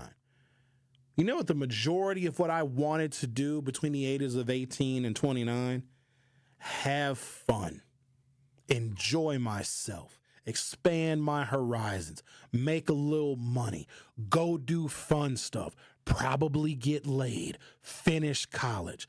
This is where our problem is condensed to. And if the motive is interpersonal disputes and petty beefs and arguments between 18 and 29-year-old black men, like, what do? Do we just let them just off themselves, or do we find a way to get involved to resolve some of these conflicts? Because this is embarrassing. And I know that somebody's going to try and weave white folks into this. Oh, it's white racism. Okay, great. But we got to figure this out. I've been real mad at a lot of black people my whole life, but ain't no white person made me want to shoot another black person. I mean, another black person maybe has made me want to shoot another black person, but I still didn't do it. The Truth with Sherwin Hughes on 101.7 FM. We'll be right back. The Truth with Sherwin Hughes returns after this on 101.7 The Truth, The Truth app, and 1017thetruth.com. Truth Nation, please join us for the 54th annual Juneteenth celebration in Milwaukee on Thursday, June 19th. The Truth will be broadcasting live from 11 a.m. to 3 p.m., so don't miss out on your chance to celebrate with us with our live Juneteenth broadcast presented by Hope Christian Schools and Carroll University. 101.7 The Truth celebration of Juneteenth is also brought to you by American Family Insurance, Associated Bank, Gruber Law Offices, Molson Coors, and Educators Credit Union. This is your Planned Parenthood Advocates of Wisconsin Minute. So, black women's leadership needs to be prioritized. That means a whole lot of things, but it includes a message for white women, which would be, it'll be wise for you to take our lead. We've already demonstrated everything there is to the world about who we are. We shouldn't have to keep doing that over and over again. The reality is that there are times when we got to muster up the energy to do some things we don't want to do, but I don't want that to be commonplace for me, and I certainly don't want it to be commonplace for other black women. There's often this message that we need to stay strong because there are people depending on it. No, we need ourselves. Yeah, you can't, what do they say? You can't pour from an empty cup? Yes. And I even am hearing people say a lot more, you shouldn't pour from your cup at all until it overflows. And it's the overflow that you give. You keep the full cup for yourself. This has been your Planned Parenthood Advocates of Wisconsin Minute. Tired of hearing no from other banks? No to a loan? No to a checking account? Just no? At Brewery Credit Union, they find ways to say yes. Yes to second chances. Yes to rebuilding credit. Yes to helping you save, borrow, and thrive. Work with your credit specialist and move your financial life forward. Brewery Credit Union, Milwaukee's best place to borrow and save. Visit brewerycu.com. That is brewerycu.com. Federally insured by NCUA. Experience, knowledge, results. That's what really matters when you need help after a serious truck accident. You'll need a lawyer experienced in fighting and winning for people just like you. Gruber Law Offices has the resources, strong track record of success, and a team of experienced lawyers to take care of your needs. We've successfully helped people injured in big truck accidents for more than 35 years. Gruber Law Offices. One call, that's all. Hi, Drew and Jonathan Scott here, reminding you that a lot of life's firsts are better with help from American Family Insurance. Like your first home expansion or your first big lightning strike. There's a first for everything. Get the right home policy at the right price with the right help from American Family's agents. Life's better when you're under American Family's roof. Insure carefully, dream fearlessly. Get a quote and find an agent at amfam.com. Products not available in every state. American Family Mutual Insurance Company SI and its operating company 6000 American Parkway, Madison, Wisconsin. You are listening to The Truth with Sherwin Hughes on 1017 The Truth, The Truth app, and 1017thetruth.com. What's up now? Brother, what's up? This is a big party, man. Yeah, brother, like solid. Right on.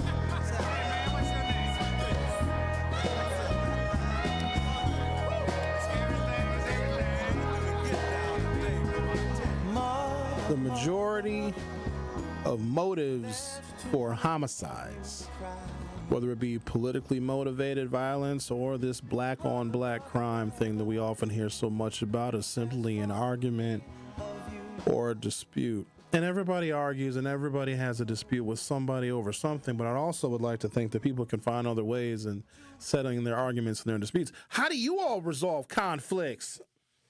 I got to think about how I resolve them, because I don't resolve them by killing people, because if that's the case, I'm not making light of this, but if you killed everybody that disagreed with you,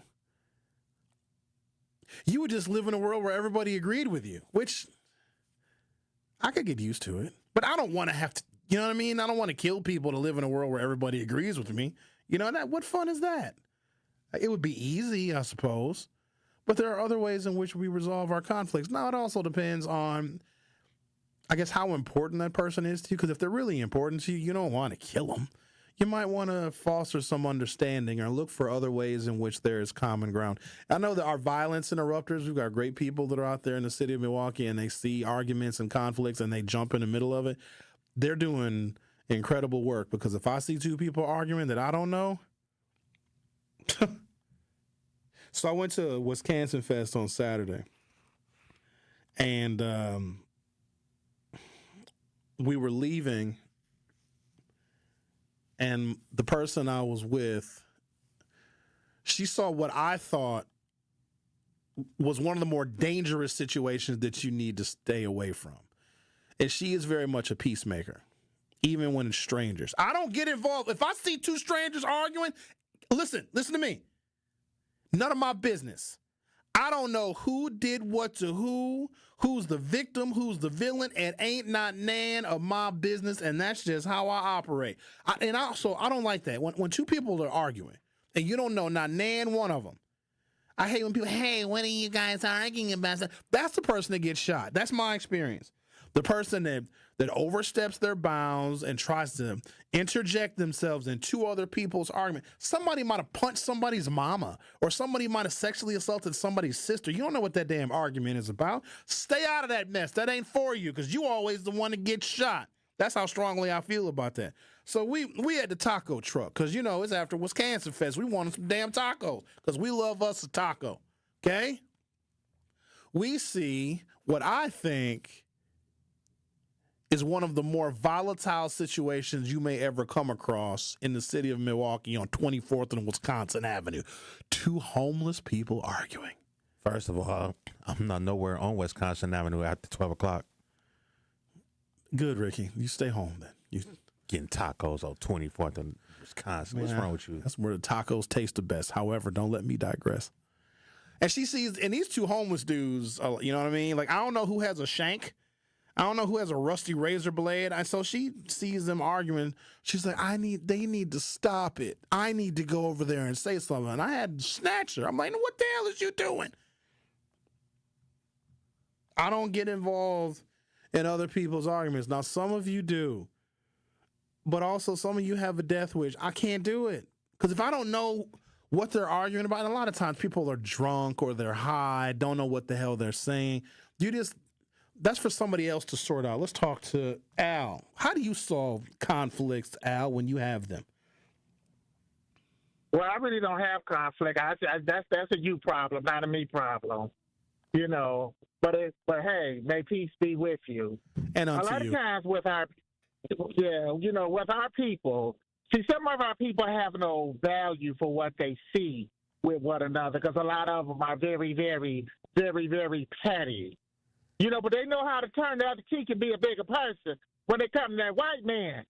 But, you know, if you black and you colored, you are already the enemy. We always see that all the time. Now, when it comes to the political violence, 90% of them people with political violence is religious. They're crazier than a cockroach with 3 diseases, a set of diabetes, and they ain't took their insulin. So they all effed up in the head with the political violence. So, you know, that's why they be acting all bobulated. You would think they would act like one of them crazy chick crack babies. But that's all that religion when it comes to the political violence because they don't know how to function. They don't know how to cope. So they probably walking around here with 3 diseases, a drug addiction, and they mad at the world. So that's where we are with the political violence. But with us, we gotta chill out. We gotta learn how to talk. But due to some of their upbringing, they don't want to talk. They want to act like a monkey in the cage, or one of the porch monkeys that got kicked off the porch. But when it comes to the white, they know how to turn the other cheek and be the bigger person. See, when we try to be nice and kind to each other, or even just say, hey, hello, they might look at you like they feel you're trying to do a consumer hostile takeover or compete. They get on all this pettiness because they infantile with their confidence. That's where a lot of this violence comes from. And for those people who are violent, please move to downtown Waukesha. Move up north or go up to Peshtigo or Marinette where the 10 people got caught for running the meth house. Just please go. Because we don't got time for your kind. So, hey, I'm going to leave it at that. Have a good day. And with Marvin Gaye, they probably was in the court bailing again. And you know how some people is when they get high and they get that liquor.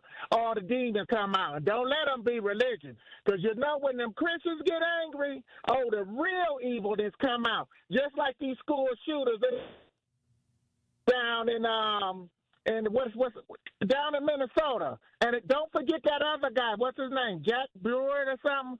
The one who was blaming Tim Walsh for the two people who got murdered. Some of these black people, they all effed up in the head because they probably walking around here with disease and they doing too much dope. Leave the devil dust alone. And maybe you could see your brother as your sister. No. See your brother as your brother, and you won't see him as an enemy. But for some of them colors, they all effed up in the head. And for those who feel that way, please move away, and we all can live in peace. Bye-bye. Bye. Thanks, Al. You know what? Isn't a porch monkey that gets kicked off the porch just a monkey? Yes, he said, it's like a porch monkey. They get kicked off the porch, then you're just a porchless monkey. Am I oversimplifying this?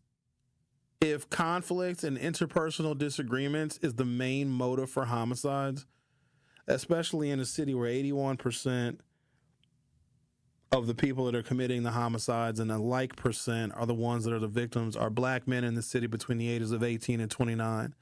And the number one motive is not gang stuff. It's not any of that. It's just a dispute, an argument, a disagreement. Doesn't it seem like with all the technology that we have and the modern inventions and conveniences and all of the things, you know what I was looking at on Amazon the other day? Artificial intelligence glasses, AI glasses. There's sunglasses, and they got a little camera in them. You can look at stuff, and AI will analyze it for you, and you can Google and play music from some glasses. It's amazing that we have all of that, but we can't figure out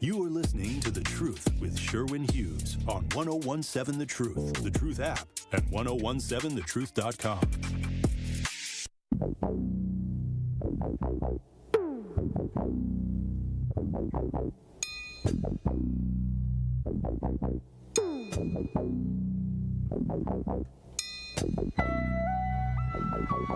Eight 212-1017, 833-212-1017. You also can find us on the YouTube. Search 1017 The Truth and hit subscribe, and you'll be able to join the live chat. Let's talk to a foremost conflict resolution scholar that I think will help us navigate through this very difficult topic. Hello, Bob. Oh, good. Sherwin, you don't let nobody. Hello, Sherwin. You do not let somebody beat somebody up on the street and just like the say, yes, the hell I do. Involved. Yes, absolutely I do. I ain't getting killed over nothing. You out your mind. Oh, Sherwin. Listen, I was a school bus driver when I was 50, and then this girl was hitting on this boy because I had to stop MPS. I had to stop the bus 2 times a week. 1 time a week. And then it was so strange. The girl was here. I'm going to tell my daddy. I said, I don't care who you tell. And they told me time and time again not to touch the kids. There's a camera on the bus. Don't touch. I said, I'm not letting nobody beat nobody up on my bus and then sit down and write them up and then they're off the bus. Bob, that's different. That's children. You do have an obligation to stop children from beating each other up, but 2 grown-ass men where you don't know what they're arguing over, if you see 2 grown men arguing, they may resent you so much for trying to break them up, the 2 of them may band together and kill you. You see 2 grown people arguing, if you're that scared, call the police. I lived in 34th, 35th, Kilbourne, right around there, 33rd. I don't know, the 53206 area code. And then a couple other places in that area code, I think. And I couldn't see them. I seen a guy beating up. I had to try and stop him. Bob, when did you live there? I thought you always lived in Racine. What year, what decade did you live over off of, we said Kilbourne? That's when I've been here, I've been in Racine just 5 or 6 years. Oh, so you lived in Milwaukee? Yeah, exactly. For over 20 years, I'm surprised, but I did. And your rough area is just not as rough as I was kind of working in the store a block from where Fred Hampton and Mark Carr got killed in bed, and on the south side, and taking orders. That's of Chicago. To the project. Correct. Okay. Yeah, it wasn't that bad to me, but I did see women walking naked and all kind of things, men fighting a little bit. I'm not going to just... Wait a minute. I mean, I did see some stuff that was, Where you see women walking naked at? In Milwaukee or Chicago? No, in Milwaukee, man. I mean, not women, just a couple of women a couple times, and fights. Naked or just scantily clad? There's a difference. Like nude? No, nude. I mean, and I had to look at it. Yeah, I said, wow, it's a little rough. It was in the 53206 area code. All right. But I don't think that area was, that's not 53206, that's 53223, which is worse. Oh, it's worse. Every bad neighborhood is not 53205 or 53206, Bob. That's 53223, if I'm not mistaken. That's just west of the Marquette campus. It's rough over there. Well, it's not, I wouldn't, by myself, I know how to interact, but with kids, it's a little different. It's kind of rough with kids going to that school and stuff like that, And what is your solution, Bob? How do you suggest we break up conflicts? How do we address people that are arguing and disagreeing? What is your suggestion on how we can do that? I don't believe that there is no real stop of people arguing about anything. We got to But I'm stop it not from gonna escalating sit- because it escalates into homicides. How do we stop an argument from turning into a murder? The only thing I'm going to stop is you, Sherwin, from not getting involved in somebody beating somebody else on the sidewalk, and you know he's going to kill him if you don't stop beating him. I'm not going to just sit there and watch that, Sherwin. Yes, you will. And I will talk to you later. All right. I will talk to you. Oh, look at you with an attitude. Oh, boy. That was no use whatsoever. Absolutely no use. Maybe there's not a solution. Maybe we just let people have their arguments, let them off one another. If that's what's going to happen. I personally, and you may disagree, am not involving myself amongst two people that I do not know in an argument that I do not know the source for. If it gets that severe where you think someone may be harmed, that literally is why you call 911. I don't want any of y'all trying to be hero, trying to be Captain Save-A-Hose, jumping in and breaking up arguments, because y'all are the ones that get killed. That is not the way to do it. We saw two homeless men arguing over, I have no idea what it was, but the person I was with was like, oh, we got to stop them. No, we don't. I want to go home tonight. Now, I don't want people to argue and I don't want people to disagree, but I also know that if I'm not involved, like, I take offense to that. Can y'all imagine, and I'm sure this is a real life situation for a lot of you, like you're getting into it with somebody, let's say it's your friend. And sometimes friends can go back and forth and can argue and can beef and can disagree where it looks really, really serious to a casual onlooker, but you're getting into it with your friend. And then somebody and it's real personal between you and your friend. Like, you're still going to be friends, but at the moment, y'all are just into it a little bit. Maybe you had too much Tito's and you just arguing a little bit. You're getting into it. Maybe it's something petty. Maybe it's an unresolved issue. I don't care what it is, but you and one of your friends, your best friend, y'all getting into it, and y'all can yell and cuss at each other like nobody's business. And then somebody that the two of you don't know comes in out of nowhere. Hey, you two, stop it. Immediately, your argument you're having with your friend is on pause because now you and your friend are going to band together and kick that person's ass because how dare they tell y'all not to argue? And everybody is familiar with that situation. If you are into it with somebody that you know, then it's between y'all. And then somebody else that neither of you know decides that they want to come in and talk you both down. I think the only way that you can have any kind of opportunity to talk people down from an argument is if both people know you and trust you. If they know you and trust you, maybe then they can interject and appeal to the better angels of your nature. But I resent strangers interjecting themselves. And I can't stand people that do that. Like, I'm just one of those people. If I see stuff going on that ain't none of my business, it will remain none of my business. Now, I'll spectate with the best of them now. I'll pull out a camera and record. You know what I mean? I'm doing that just for evidence in case something happens. I have it on video, you see. But am I going in there and jumping in? I've seen guns pulled out too quickly. I've seen people pull guns out that I never even thought in a million years would have one. That's the tricky thing. You don't know who's strapped nowadays. You have no idea.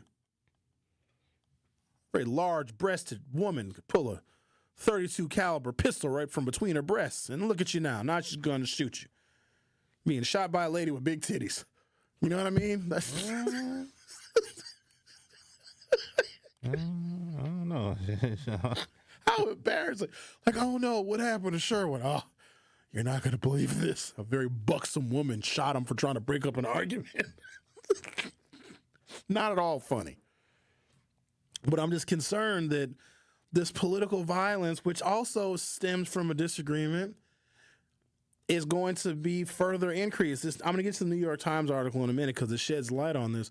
And as more people, I think, get involved, because you guys have never seen anything like the political outreach and the political pushes you're going to see leading into the 2026 midterm elections. So gubernatorial elections, including one I think we're going to have here in Wisconsin, House of Representatives races all over the country, especially in like swing districts, and U.S. Senate races. There's going to be, and you thought the push to elect Kamala Harris was big. there's going to be more media coverage and more podcasting and more people talking about it on their social media and more TikToks, and there's going to be more money, and Elon Musk is going to find somebody to put a whole bunch of money behind. It's going to be all sorts of controversy, and there's going to be all sorts of accusations of voter fraud. There's going to be the accusations of, we got to deport more illegals because they're going to be voting in these elections. You have never seen anything like what you were going to see, especially if Donald Trump continues on this trajectory, and if war in the Middle East begins to spread, and if war in Ukraine and Russia begins to consume Europe. You're going to see an influx of people into American politics that I don't know if any of us have ever witnessed ever before. Now, those people currently are still on the sidelines, but when they get involved in politics of this largest cohort of people in this nation, the 90 million people that don't vote, when they jump in, they're going to jump in on one side or the other. Moderates and middle of the road people are not sitting out and jumping in the 2026 election. It's going to be people that are decidedly pro-Trump or decidedly pro-left-leaning, Democrat, progressive, et cetera, leading to even more political conflict. And I cannot have, under the leadership of this president, him normalizing political violence and him refusing to even give his condolences to Governor Tim Walz of Minnesota after two lawmakers, one was murdered, the other one was gravely injured, in an act of political violence. This is not boding well. So here's what we need to do. Because we're here in Milwaukee. Wisconsin is oftentimes the center of the political universe. They always look to the battleground of Wisconsin. What is Wisconsin going to do? Wisconsin seems to be the harbinger of what a national election is going to look like. If Wisconsin is a red state, then the Republicans are going to win. If Wisconsin is a blue state, then the Democrats are going to win. We got to figure out, because we're very smart people in Wisconsin. I think we're smarter than people in Michigan. I know absolute full-on well that we're smarter than anybody from Illinois. If you took the dumbest Wisconsinite, and I have a list, and you put the dumbest Wisconsinite against the dumbest person from Illinois, and boy, Illinois got some dummies. The dumbest Wisconsinite will outpace the dumbest Illinois resident. I think they're called Illini. Isn't that what Illinois people are called? Illinois residents, Illini. We're Wisconsinites, they're Illini. The dumbest Wisconsinite against the dumbest Illinois person, and the Wisconsinite will look like Albert Einstein with a Nobel Peace Prize, because we're smart in Wisconsin. We smarter than Iowa. They don't do anything in Iowa but masturbate. What? Rick. What? That's all. That's why it's always so quiet. All you hear is fap, fap, fap, fap, fap, fap, fap, fap, fap, fap, fap, fap in Iowa when you drive through. Why? What? What you asking me for? I don't live in Iowa. I don't live in Fapland. That was not informational. Minnesota people are all right, but we're still better than them. So we need to figure this out. We're the center of the political universe, and they look to Wisconsin for solutions and for ideas. And we used to be the home of clean, decent, honest government. I think that we need to return to that. We've got to figure out these conflicts and these resolutions, because we're very smart people in Wisconsin. In fact, the only place I think that has smarter people than Wisconsin is maybe a certain part of Massachusetts. We're the smartest people in the country. I mean, as long as we're smarter than people from Illinois. Because Illinois people, Chicago people I blame for a lot of stuff, because they came here to get welfare. Because Chicago people are like, we don't want to work. Let's go to Wisconsin and get all the welfares. And then they came here and started drug houses. No, seriously. Milwaukee was a street drug dealing city. Then the Chicago people came up here in the late 80s and the early 1990s before we reformed our welfare system. They came up here and then they brought trap houses, selling dope out of abandoned houses. I wish the Chicago people, can we build a wall between Milwaukee and Chicago? Can we deport Chicagoans? Dr. Ken notwithstanding. The Truth with Sherwin Hughes, broadcasting from Wisconsin, the home of the smartest people pretty much on the planet. I think there might be a few smart people in like Argentina, like 12 or 13 of them. Not really any in Europe. I mean, Africa's got some smart folks, but the smartest Africans turned into African Americans, and they're actually here. So there's that. Don't go anywhere. I'll be right back. The Truth with Sherwin Hughes returns after this on 1017 The Truth, The Truth app, and 1017thetruth.com. Truth Nation, this is the legendary Homer Blow, hoping you and your family will join me at the 31st annual Homer Blow birthday party for the kids on Saturday, June 28th from 2 p.m. to 6 p.m. at the Fitzsimmons Boys and Girls Club at 3400 West North Avenue in Milwaukee. The celebration is for children 2 to 13 years old. Admission is absolutely free. For more information on being a sponsor for this great event, call 414-248-4954 or email the Homer Blow Foundation at gmail.com. And don't forget, we'll have Kool-Aid, the red kind. This is your Planned Parenthood Advocates of Wisconsin Minute. Victory Garden Initiative is an 1.5 acre urban farm that sits right in the middle of the Black community on Richards and Concordia. I don't know if you know that Harambe is a food desert. So within its borders, there are no major grocery stores. So people rely on things like dollar store, corner stores, liquor stores to buy food, which is all unhealthy. Everything we grow, and we grow everything, tomatoes to potatoes to carrots to corn to onions, to, and so on. And everything we grow is free to the community. It started in 2009. They wanted to build a sustainable food production system that was healthy and sustainable. And what that meant was giving people the resources to grow their own food and the skills to make sure that those attempts were successful. This has been your Planned Parenthood Advocates of Wisconsin Minute. Life's better with American Family Insurance because their home policies help protect your dreams and come with peace of mind. Save up to 25% by bundling home, auto, and life. American Family Insurance. Get a quote from an agent at amfam.com. Products are not available in every state. Discounts may not apply to all coverages on an auto or home policy. Discounts do not apply to life insurance policies. Visit amfam.com to learn how discounts may apply to you. American Family Mutual Insurance Company assigned its operating companies, American Family Life Insurance Company, 6000 American Parkway, Madison, Wisconsin. Tired of hearing no from other banks? No to a loan? No to a checking account? Just no? At Brewery Credit Union, they find ways to say yes. Yes to second chances. Yes to rebuilding credit. Yes to helping you save, borrow, and thrive. Work with your credit specialist and move your financial life forward.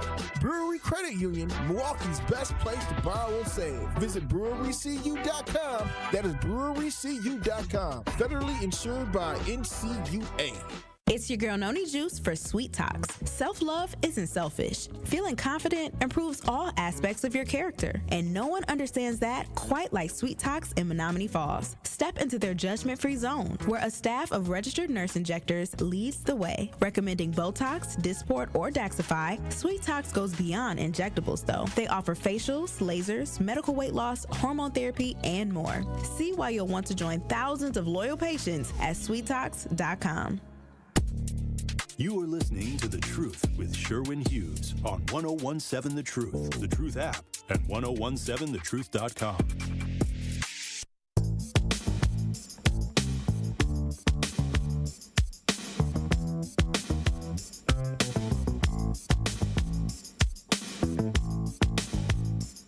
The statements of shock and condolences streamed in eerily one after another on Saturday after the assassination of a Minnesota lawmaker and her husband and the attempted murder of another lawmaker and his wife. Quote, horrible news, said Representative Steve Scalise, who was shot at a baseball game in 2017. Quote, Paul and I are heartbroken, said former House Speaker Nancy Pelosi, whose husband was bludgeoned with a hammer in 2022.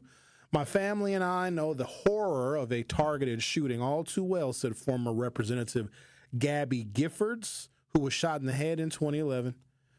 Still more came from Governor Josh Shapiro of Pennsylvania, an arson in 2025, Governor Gretchen Whitmer of Michigan, a kidnapping plot in the year 2020, and President Trump with not one but two assassination attempts in 2024. Such horrific violence will not be tolerated in the United States of America, the president said, and yet the expanding club of survivors of political violence seem to stand as evidence to the contrary. Let's talk to, oh boy. Hey, Alan, how are you? How are you today? I'm doing fine. How are you doing? Doing all right. What's on your mind today, Alan? I was cooking some hamburger, some food for my dog. rice, beans, and hamburger. I was listening to you, kind of busy, but I was coming back from downtown. I was actually down there. I got a question to ask you, man. How do you feel about the fact that up here, like on the north side, you got all these businesses, but there's very, very few that are black-owned. All these gas stations, and that's what I was talking about, Don. I can't get no traction, though. It seems like the elected officials don't seem to care about that. And what you do is they got these kids come in there, and then they try talking to the kids. These grown men try talking to the young girls, or maybe the young boys. But they're always jacking their prices up. And there was a commercial on there. The young lady was just talking about the garden, the neighborhood garden. And that's what people need to do, you know. They need to hold their elected officials accountable. All this violent stuff, some of it I think is ginned up. But you got to remember the violence, they're talking about this and that. What these people do, they orchestrate this. Now, there's Looney Tunes. One thing about America, a free society is going to have wild cards, man. And it just seems recently there's too many. So we got to hold our elected officials accountable. And how come more black people don't own gas stations, and the gas station owners are trying to talk to the girls and sometimes the boys? Well, I don't think there's a lot of demand for black people to want to own gas stations, because also the overhead is very high, and the amount of money that you need to invest in the real estate is more money than a lot of African Americans have. Because here's what we find, Alan: when African Americans have a whole bunch of money, Alan, stop talking for a damn second. Thank you. When African Americans have, I just gotta hang up on him. Here's the thing about black folks. Like we'll see where there's an absence of black people and be like, oh, black people need to own all this. No, we don't. Black folks owning gas stations don't solve no damn problems. Here's the thing about Milwaukee. So you hear about this thing called brain drain, where people will come to a place, get an education, and they take the education and they go somewhere else. And that's really, really important, and it's impactful because people that have at least a bachelor's degree, every bachelor's degree recipient in this country contributes $333,000, so $333,000 more in tax revenue than they consume.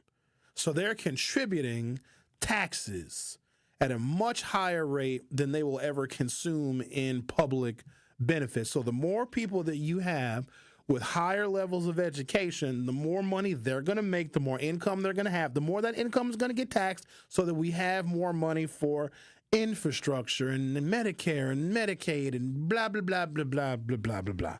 But here's what we find in Milwaukee.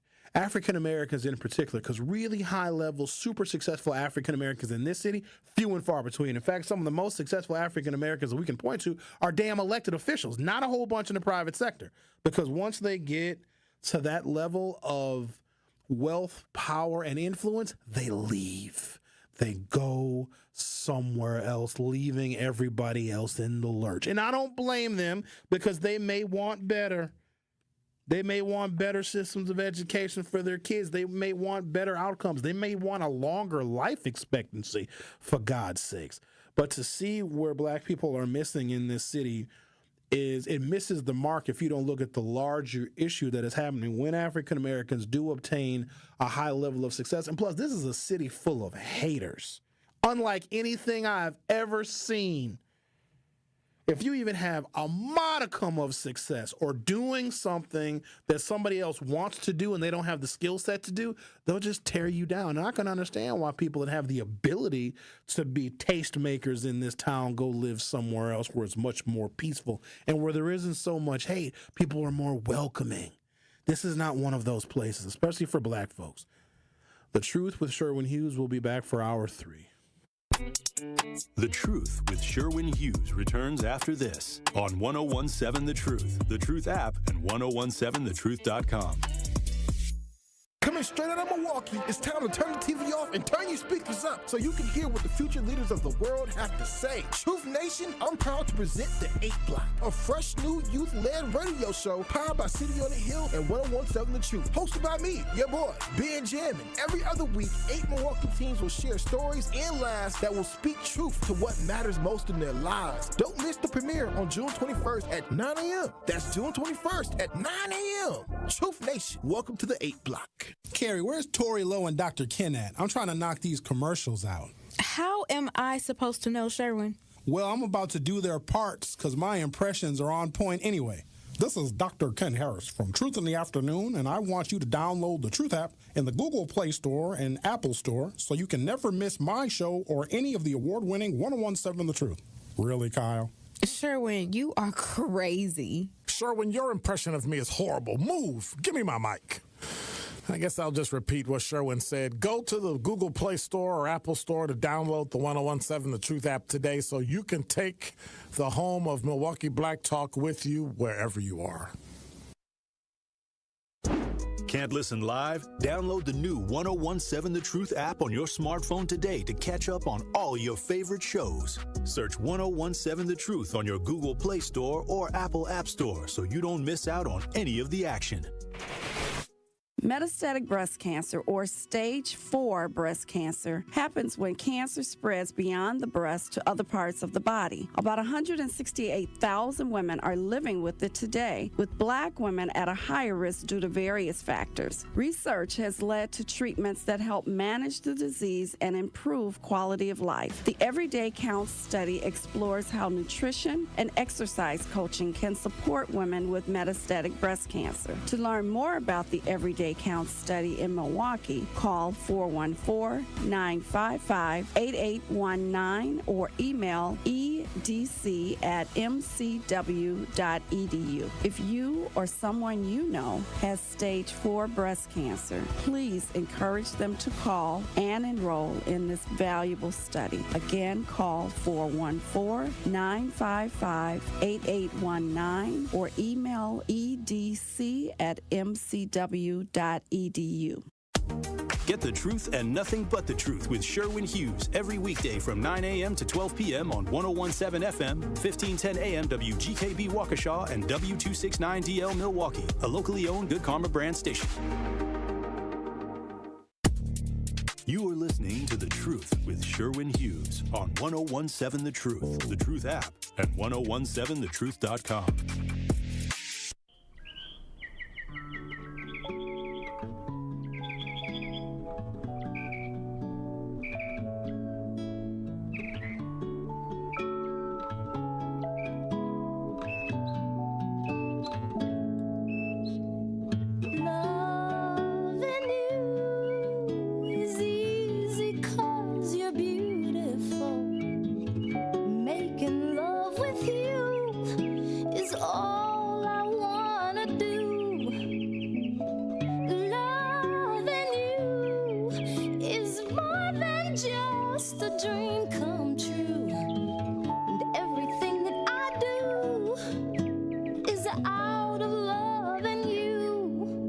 Here it comes. I bet Zach could hit this note. I'm trying to hear you hit this note.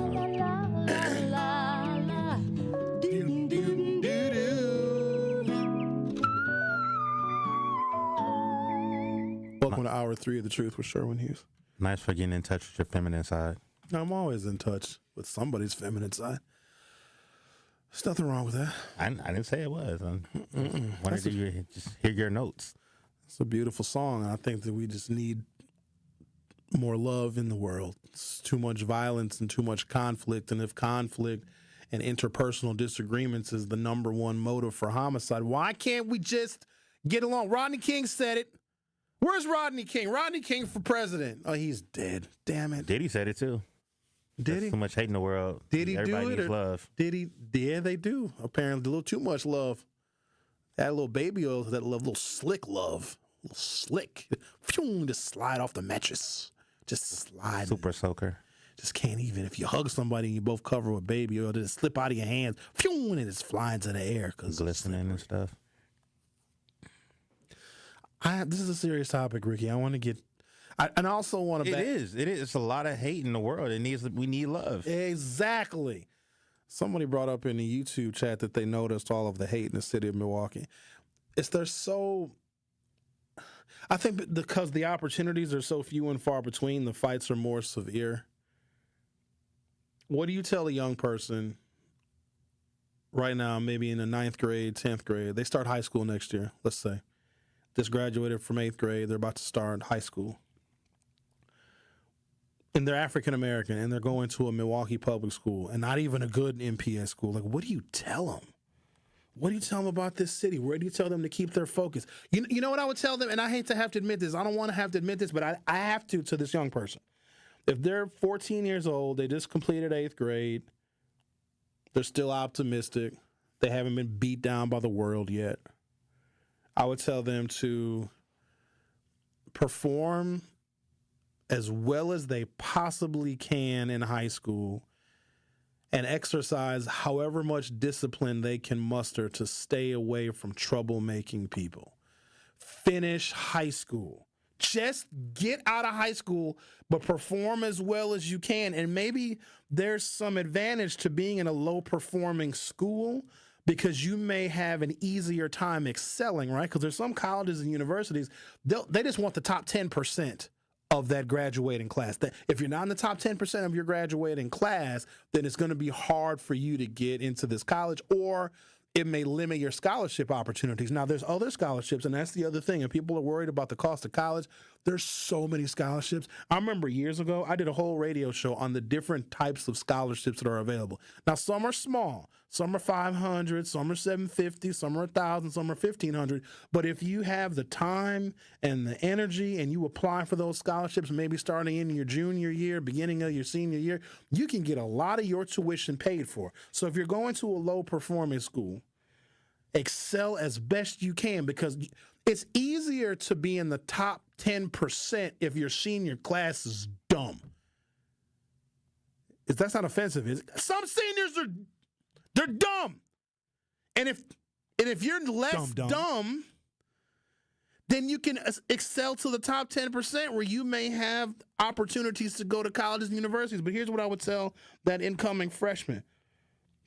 Perform as best you can, stay out of trouble, stay away from the wrong crowd. A lot of your high school experience may be boring because it's always the crazy dumb kids that turn up the most. That's the most fun I had, hanging out with the dumbest kids I knew, because they didn't care about nothing. They didn't care about life. They didn't care about consequences. They just wanted to turn up. But I also know that I can't live my life like that, because I look at some of the kids that I grew up with that were the turn-up kids. A lot of them went to jail, or they just have real horrible lives. So I did have a little mix of the turn-up and the discipline and all that other stuff. But you got to stay away from the bad kids. And here's what I would tell this freshman. Perform as best you possibly can. Stay away from trouble. And leave Milwaukee. Maybe come back. Maybe one day come back. But get the hell out of here. Go somewhere else for school. Just get out of here, because Milwaukee has this effect on you. It just sucks you in. And some people you never leave. Go and experience life somewhere else, and then make a decision if you want to bring your talents back to Milwaukee. Maybe you become successful in another city and you want to bed down there. Maybe that city in which you went to school at, maybe they've got opportunities for you as a new college graduate, because they don't want the brain drain. They want your brain to stay. But you may have friends here. You may have family here. You may have deep ties to Milwaukee in this particular part of the Midwest. You might want to come back eventually, but leave. Leave this place. See the contrast. And maybe, just maybe, if you stay on the right path as a 14-year-old and you graduate from high school in the top 10% of your class, and you stayed very disciplined and you stayed very diligent and you did okay in school, and you went to a college or a university and you met new people. You met people from all over the country. You weren't just interacting with Milwaukee people and just falling into the hater culture. Maybe, just maybe, you can see this city for what it is, one that is very, very sad at times. Now, there's some good things about Milwaukee, but as far as African-American culture goes, it's not. I can't speak highly of it all the time. I wish that I could. I know that we're trying. We're putting forth our best efforts to try and make, our community much, much stronger, but it takes so much political effort. It takes so much political effort because it takes white people to get involved too. This is not just a problem that a black mayor and a black county executive and a black police chief and a black sheriff can solve. It's people dying in sheriff's jail all the time, so they're not really helping much either. Just saying. I would tell that young person, get away from some of the nonsensical, petty conflicts that you will have with people that we know. If you're between the ages of 18 and 29, especially if you're a black male, black women, they may have more of an opportunity here in Milwaukee than black males. If you're a black male in Milwaukee between the ages of 18 and 29, I would say not only leave Milwaukee, don't come back till you're in your 30s. Because then your statistical likelihood of being murdered goes down dramatically. Ain't that crazy? That between the ages of 18 to 29, an African-American male's largest cause of death is homicide. It's not car accidents, it's not drug overdoses, it's not an accident on the job, it's not none of that stuff. It's being killed by somebody. And the number one reason why you may be killed is because you get into a disagreement with somebody. So I would say leave, go make a name for yourself, go do something fantastic. And then if you want to come back here and bring those talents back here, we would welcome you back. But we have to make sure you're saved first. I don't know if we can save people here, especially now where you have a president that is encouraging these conflicts. Quite honestly, I think that he is. Donald Trump is not a peacemaker. He is not calling for reconciliation amongst warring sides. And here's the craziest thing about it.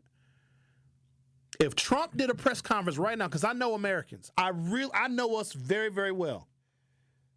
The majority of my adult and or professional life has been studying Americans and studying their behavior and trying to predict their behavior and trying to get in front of their behavior to try and get them to vote, to try and take the issues that they have and the problems of the world and turn it into a political conversation to where people have much more control over their destiny by forming coalitions with like-minded people so we can elect the right kind of policymakers.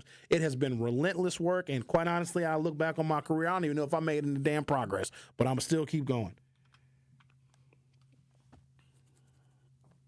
Horrible, horrible president. But here's all you have to do, because I know us. If Trump called a press conference right now, breaking news, Donald Trump is approaching the podium. And if he said, since I have entered politics, we have been a divided nation. I have played my role. I played a role. I did.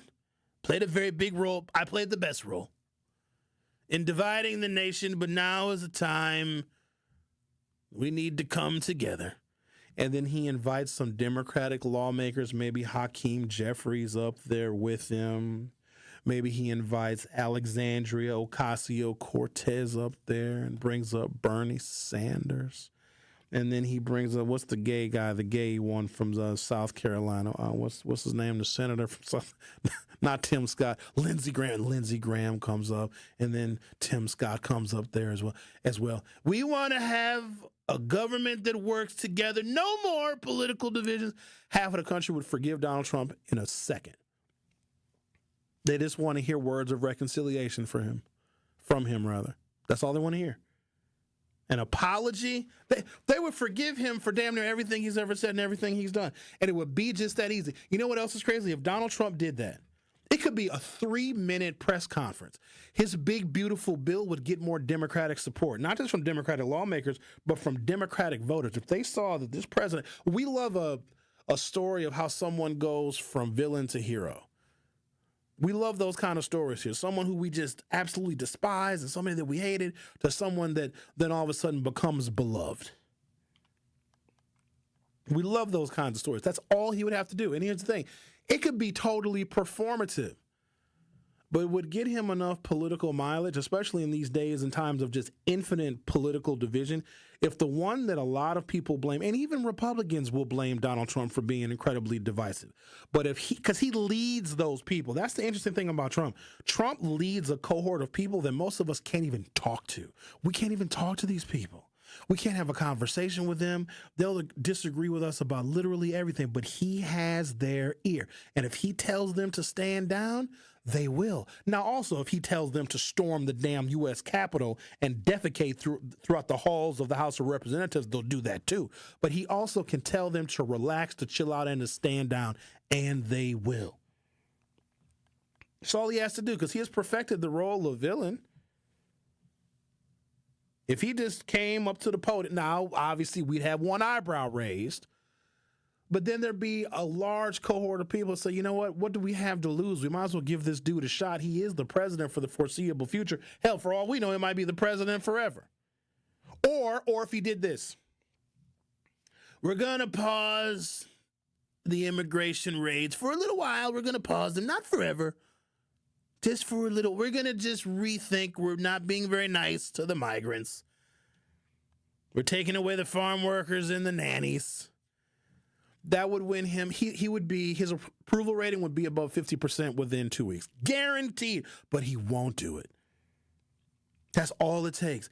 The thing about what I know about Americans is we're striving for something positive. Anything. A nice sunny day. Our favorite sports team winning a championship. Like anything positive, we will cling to it like it's the last positive thing that we will ever witness or encounter. That is the thing about this country. We are so easily manipulated, negatively, obviously, but positively as well. If that man gave this country a glimmer of hope, even if he has to lie, that's what I would advise Donald Trump to do.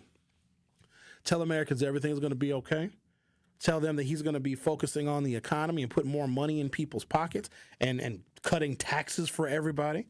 And he wants to bring more people together so we can advance this nation against foreign interests. Because really all you need to do is give the Americans another country to hate. Not Mexico, because Mexico ain't never did nothing to us but give us delicious food. That's it. And then we could not put an end to political violence, but we could dramatically tamp it down. I try my damnedest not to get distracted by some of the things that I see in the producer studio, but Kyle Wallace came in here looking like he just came from Ghana. And I can't even really look up right now because he's wearing the... Dog, where did you get the dashiki from? Why, Kyle? This is straight from Nigeria. What you mean? It's Juneteenth week. You got to let these folks know. Nigerians wasn't even slaves. They came over here and they hate us. They was happy to sell it to me when I was there. Here you go. How many you want? Yeah, but that don't help, Kyle. Kyle, come in here. Let him see the dashiki. Let him come in here. Let him see it. Get on the camera. I want y'all to see what I saw when I look at it. Go to YouTube. Look at. Oh, that's a nice one. That's very nice. Don't do that. That's so wrong. So wrong. Wearing a dashiki, but also making fun of how Africans talk. It's very colorful, Kyle. Thank you. I couldn't wear that though. Yes, you could. So you wearing that? You wearing African stuff all week? All week long, baby. All right. Matter of fact, I want to pay you to wear dashiki for Juneteenth. Okay. Would you wear it? Yeah, give me my money. No undershirt neither. That's fine. I'll wear raw dog underneath my dashiki. I'll raw dog it. No, give me the money. You know I'm off on Juneteenth Day, right? Yeah, but you gotta go to Juneteenth and wear it though. Yeah, all right. Rick, you ain't even gonna be there. You gonna be in the studio. I'm not gonna be here at all. Where the hell you going? Zach, are you? Who's doing the show? You are? Ha. Sucker. Be at home in my central AC. I'm sorry, AC. Same difference. But yes, I'm gonna be at home cooling. Because Juneteenth gets pretty hot.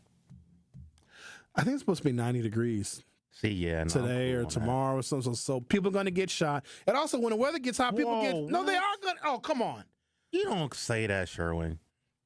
Come on, Rick. Where do you live in a different reality? You saying ghetto and then you putting a race on it. No, I don't like when somebody calls my neighborhood ghetto. I love my little block, my neighborhood. That's a part of who I am. You are one block away. Never mind. I would rather. I'm not gonna say where you live. Don't ever do that. They already know anyway.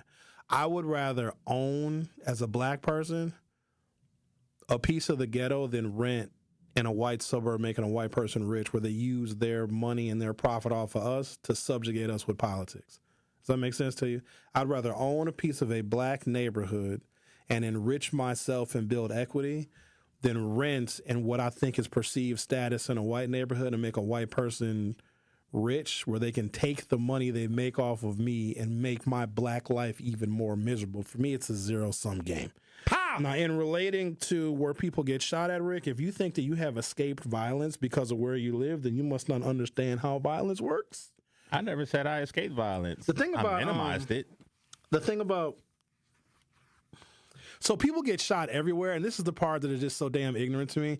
If somebody commits a crime in Kenosha, Or if somebody, let's say somebody aggrieves somebody in Kenosha. Two people have a beef in Kenosha. And one person's like, hey, when I see you, I'm going to kill you. And they happen to see that person on Sherman and Capitol, and a person gets shot on Sherman and Capitol. People think the neighborhood of Sherman and Capitol is bad because someone who committed an offense against someone somewhere else gets shot on Sherman and Capitol. And we got to stop doing that. Like, only dumb people do that. Where somebody gets hurt, so if there's a car accident in your neighborhood, oh, I can't go to your neighborhood because all the cars are hitting each other. No, that's just where the accident just happened. If somebody gets shot in a particular neighborhood, unless you live in that neighborhood and they shot you in your house, a lot of times people they're mobile. They move all over the city. And wherever that person gets caught, you can't blame the whole neighborhood for that. Most Milwaukee neighborhoods are hard-working people that don't want no issues, no problems, no trouble, and no drama. And I live in what some would call the hood. Ain't the hood to me because I know every damn body over there. Most things that most days, you know what I hear, especially in the summertime? Lawnmowers. Occasionally I'll hear an argument. In the distance, you'll hear a pop, pop, pop, pop, pop. But it's far away. It's far.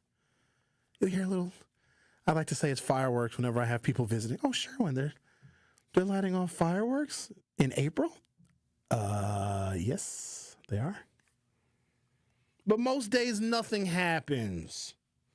So let's cut that out. Let's stop looking at where a crime takes place and say the whole neighborhood is bad, because what that does is it hurts investment in black neighborhoods and black communities. And a lot of times the people that get shot in certain neighborhoods, they don't live there. They had no damn business even being over there in the first place. That's just where they got caught. So if somebody gets shot on a basketball court, let's say, oh, that basketball court has nothing but shootings. No, somebody who was being sought after happened to get caught on the basketball court. It's not the fault of the whole damn neighborhood. All right. We'll take a break, come back, complain about something else, I'm sure.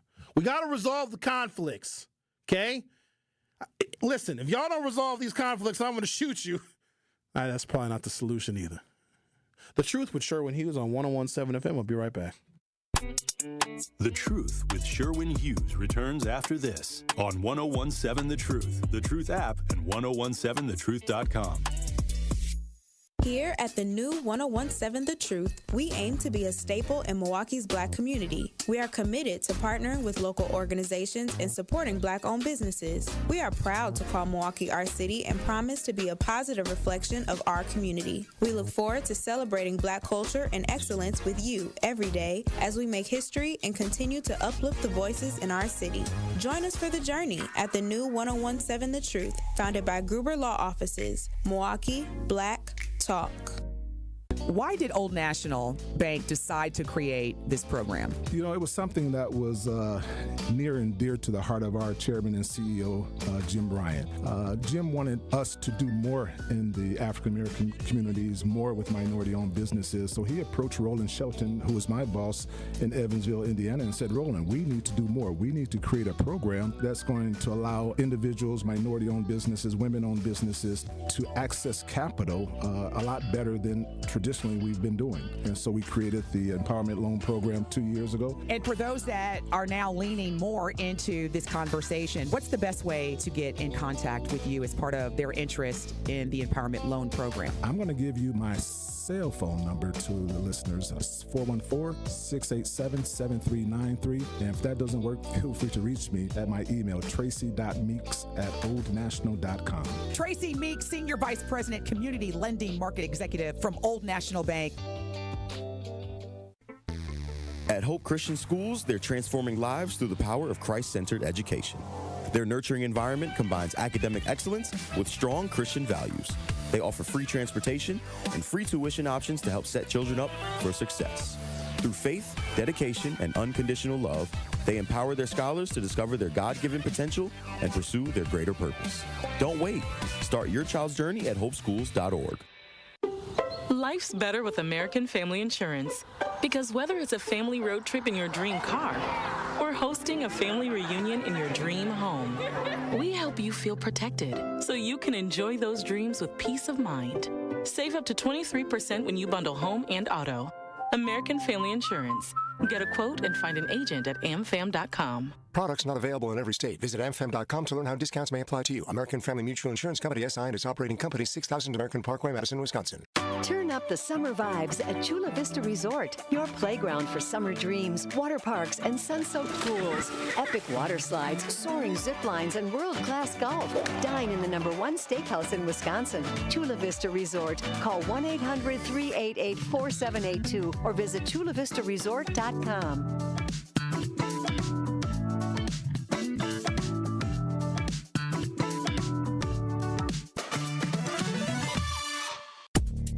You are listening to The Truth with Sherwin Hughes on 1017 The Truth, The Truth app, and 1017thetruth.com.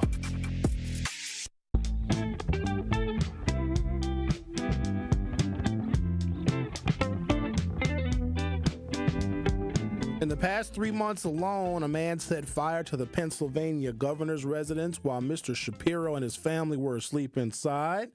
Another man gunned down a pair of workers from the Israeli embassy outside an event in Washington. Then he yelled out "Free Palestine," which was not a good look for the Palestinian freedom fighters.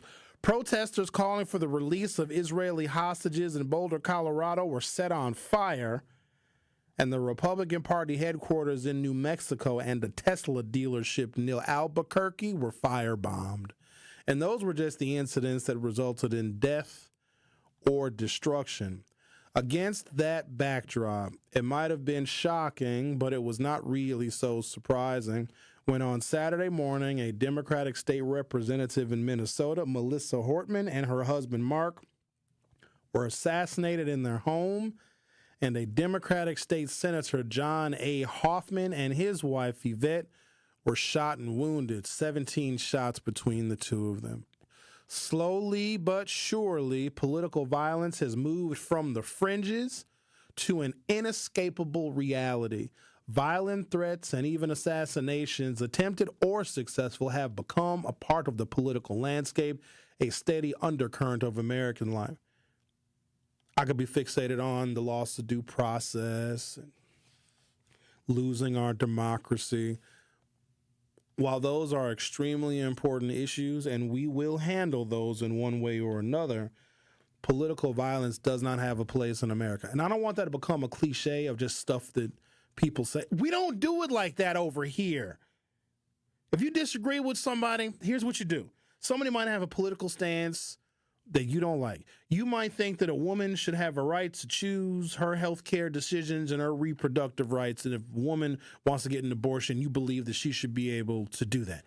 If you don't like that, well, then here's what you do. If you don't believe in abortion, well, then organize more people to vote for pro-life candidates. That's how you resolve the conflict. You don't go bomb an abortion clinic. If you don't like a particular Republican representative's stances on tax policy, especially when it comes to cutting taxes for the wealthy, then organize a coalition of working class folk, of middle class folk to go and vote in the next midterm election. Isn't that a much more productive way of resolving the issue?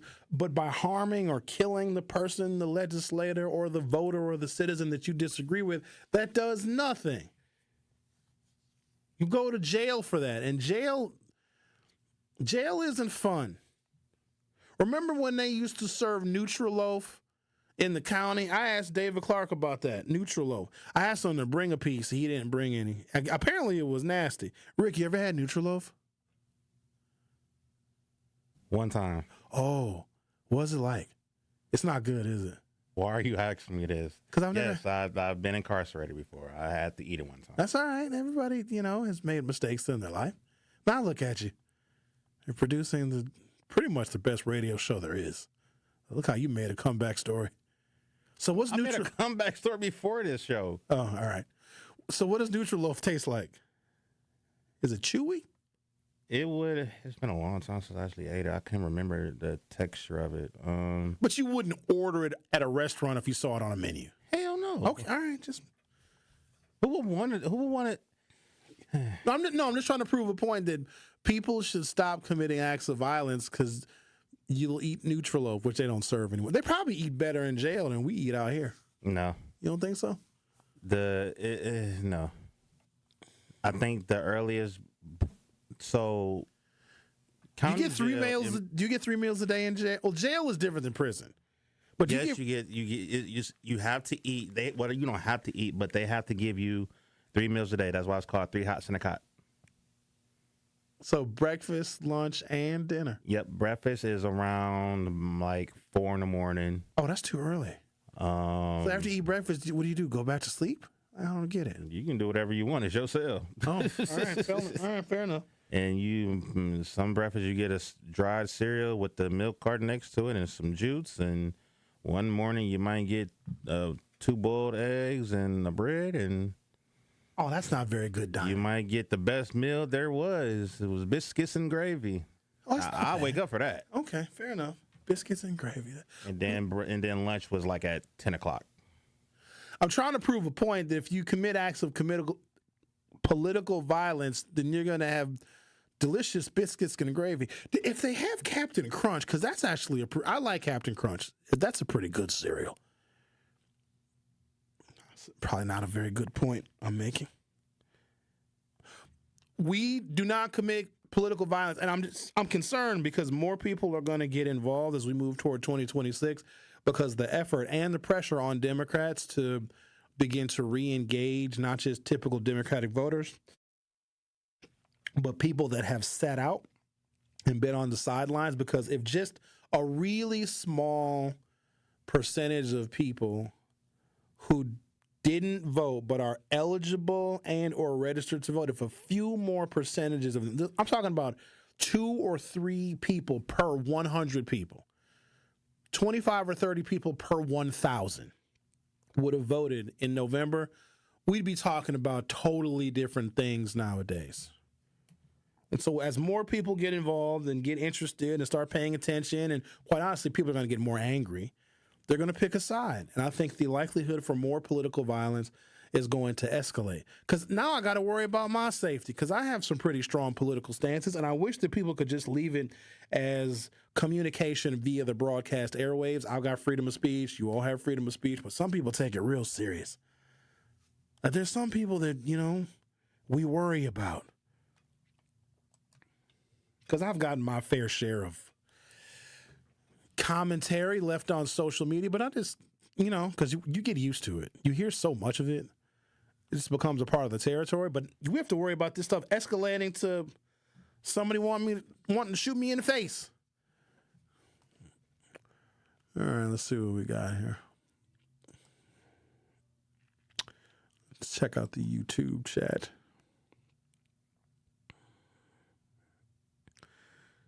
Do not save them. They don't want to be saved, says Mao the elephant. Brett's Far 4 said, I agree they should leave and experience life and culture outside of this city.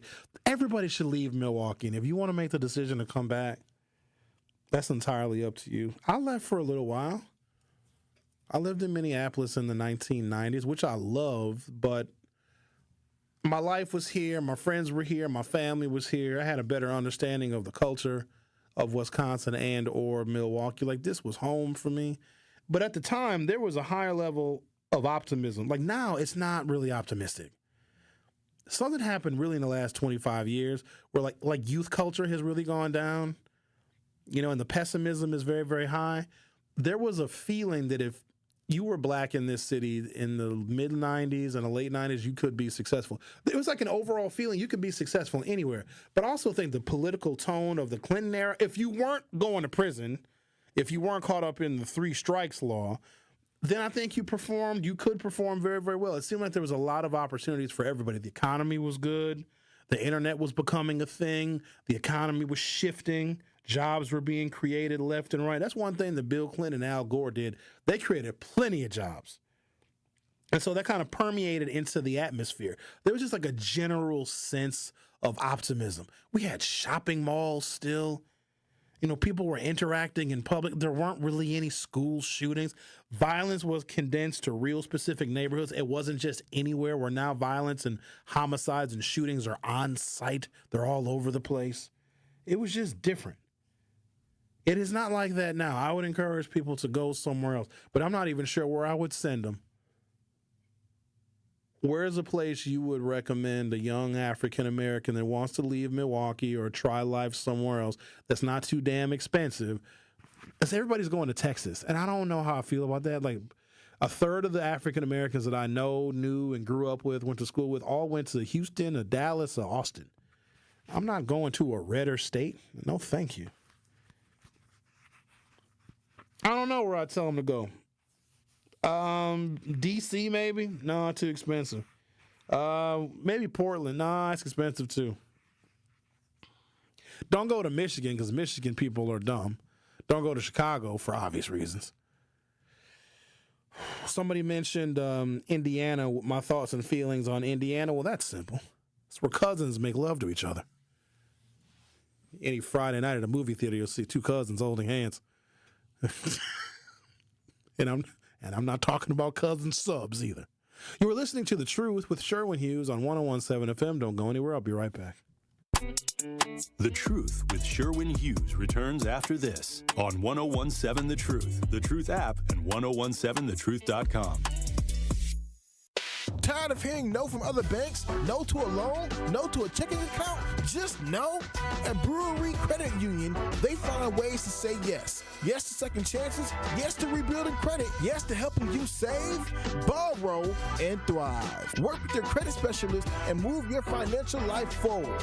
Brewery Credit Union, Milwaukee's best place to borrow and save. Visit brewerycu.com. That is brewerycu.com. Federally insured by NCUA.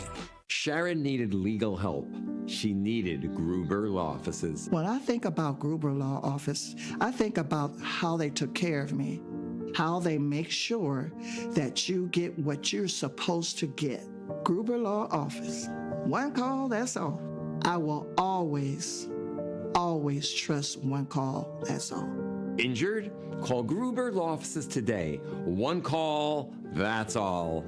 They are the best. I'm very happy.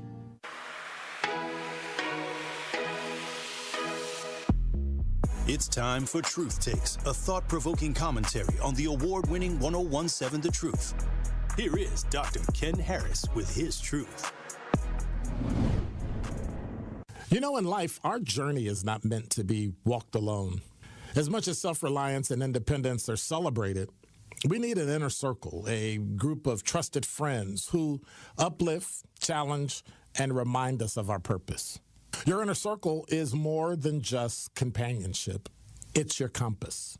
These are the people who see your potential when self-doubt clouds your vision, who tell you the truth even when it's uncomfortable, and who stand beside you when the weight of the world feels unbearable. You know, the value of an inner circle is not just in the emotional support, but in accountability. They hold us to our highest standards, ensuring we don't settle for mediocrity. It's through this circle that we refine our thoughts, grow in character and courage to face life's battles. Today is no exception. Choose wisely. Surround yourself with people who inspire you, energize you, and believe in your dreams as much as you do. They will then shape your growth, strengthen your resilience, and celebrate your victories. You know, James Baldwin once said, "The place in which I will fit will not exist until I make it." Your inner circle is part of that place, a foundation for your growth, your success, and most importantly, belonging. This has been Truth Takes on the award-winning 101.7 The Truth. Listen to The Truth in the Afternoon with Dr. Ken Harris, weekdays from 4 p.m. to 6 p.m. You are listening to The Truth with Sherwin Hughes on 101.7 The Truth, The Truth app, and 1017thetruth.com. Tune into the award-winning 101.7 The Truth's Black Business Give Back Spotlight on Friday at 3:57 p.m. We will be joined by Michelle Rogers, owner of Lavish Waste and Wellness Spa. We will discuss her unique approach to wellness through detoxification, non-invasive body contouring, and provide tips on weight loss management. Again, that is the Black Business Give Back Spotlight with Lavish Waste and Wellness Spa. Friday at 3:57 p.m. on the new 101.7 The Truth. I'm not going to be here. I'm going on vacation. You know what I was looking for last night? Looking for flights. I'm getting the hell out of here. I'm getting away from y'all for a little while. I don't know where I want to go, though. Where we finna go? I ain't hell to the no. Ain't no we. I'm leaving your ass here. No, we going too. Me and Zach. Here's the cool thing about the shift that I work, right? So I'm done for all intents and purposes with my work day at noon. Your boy can be on a flight at 1:30. You know what I mean? So which means I can leave Milwaukee at 1:30 and be at my destination Wednesday evening. Depends on where I go. I don't know where I want to go. But you know where I really like? I love Florida. There's something about Florida where I just, like Florida beach towns are just, man, oh man, I love it. Every time I go on vacation, I always say the same thing. You walk around, you look around, you're like, I could live here. I don't know what it is about having a good time on vacation. You always think you could live in that city or in that town. So I need to go somewhere. I also prefer to fly direct. Good news is Milwaukee has got a lot of cities served nonstop out of Mitchell Airport. Problem, though, is some of those cities are seasonal. So I know now that it's June, a lot of Florida cities are served. Well, Southwest flies to Florida nonstop all the time. But like San Diego, I think LA is nonstop as well. I'm sick of Vegas. Typically, I would just hop because Vegas is just easy. It's easy to navigate. It's easy to get around. It's anything and everything you want to do. Vegas is anything. You think of it, it's there. Good, bad, both, neither, indifferent, up, down, left, right. Vegas is all the things. I'm actually sick of Las Vegas. So I'm not going there. I don't know where to go now.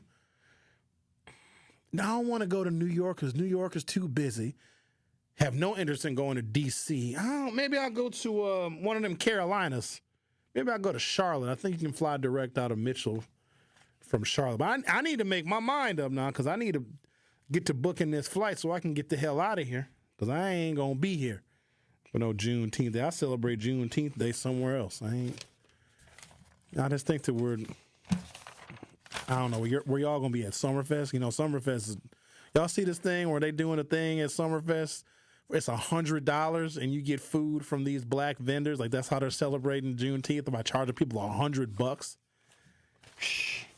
Right, let's talk to Al from Sherman Park. You're on 101.7 The Truth. Hey, how you doing, Sherman? I was listening to your conversation earlier about Trump would be treated better if he apologized. I don't think so. Because even when he does nice things, it doesn't get reported or it gets twisted by the media as some other motive. I think the closest we can get to. Do you have an example Trump of a nice thing he's done? Yeah, have you ever Googled Trump wishes Kamala a happy birthday? You're kidding. The president of the United States, the leader of the free world, and I ask you a nice thing he's done, and you want me to Google wishing Kamala a happy birthday? Anything policy-wise, anything mending any fences, anything strengthening our relationship with a foreign country, any of that?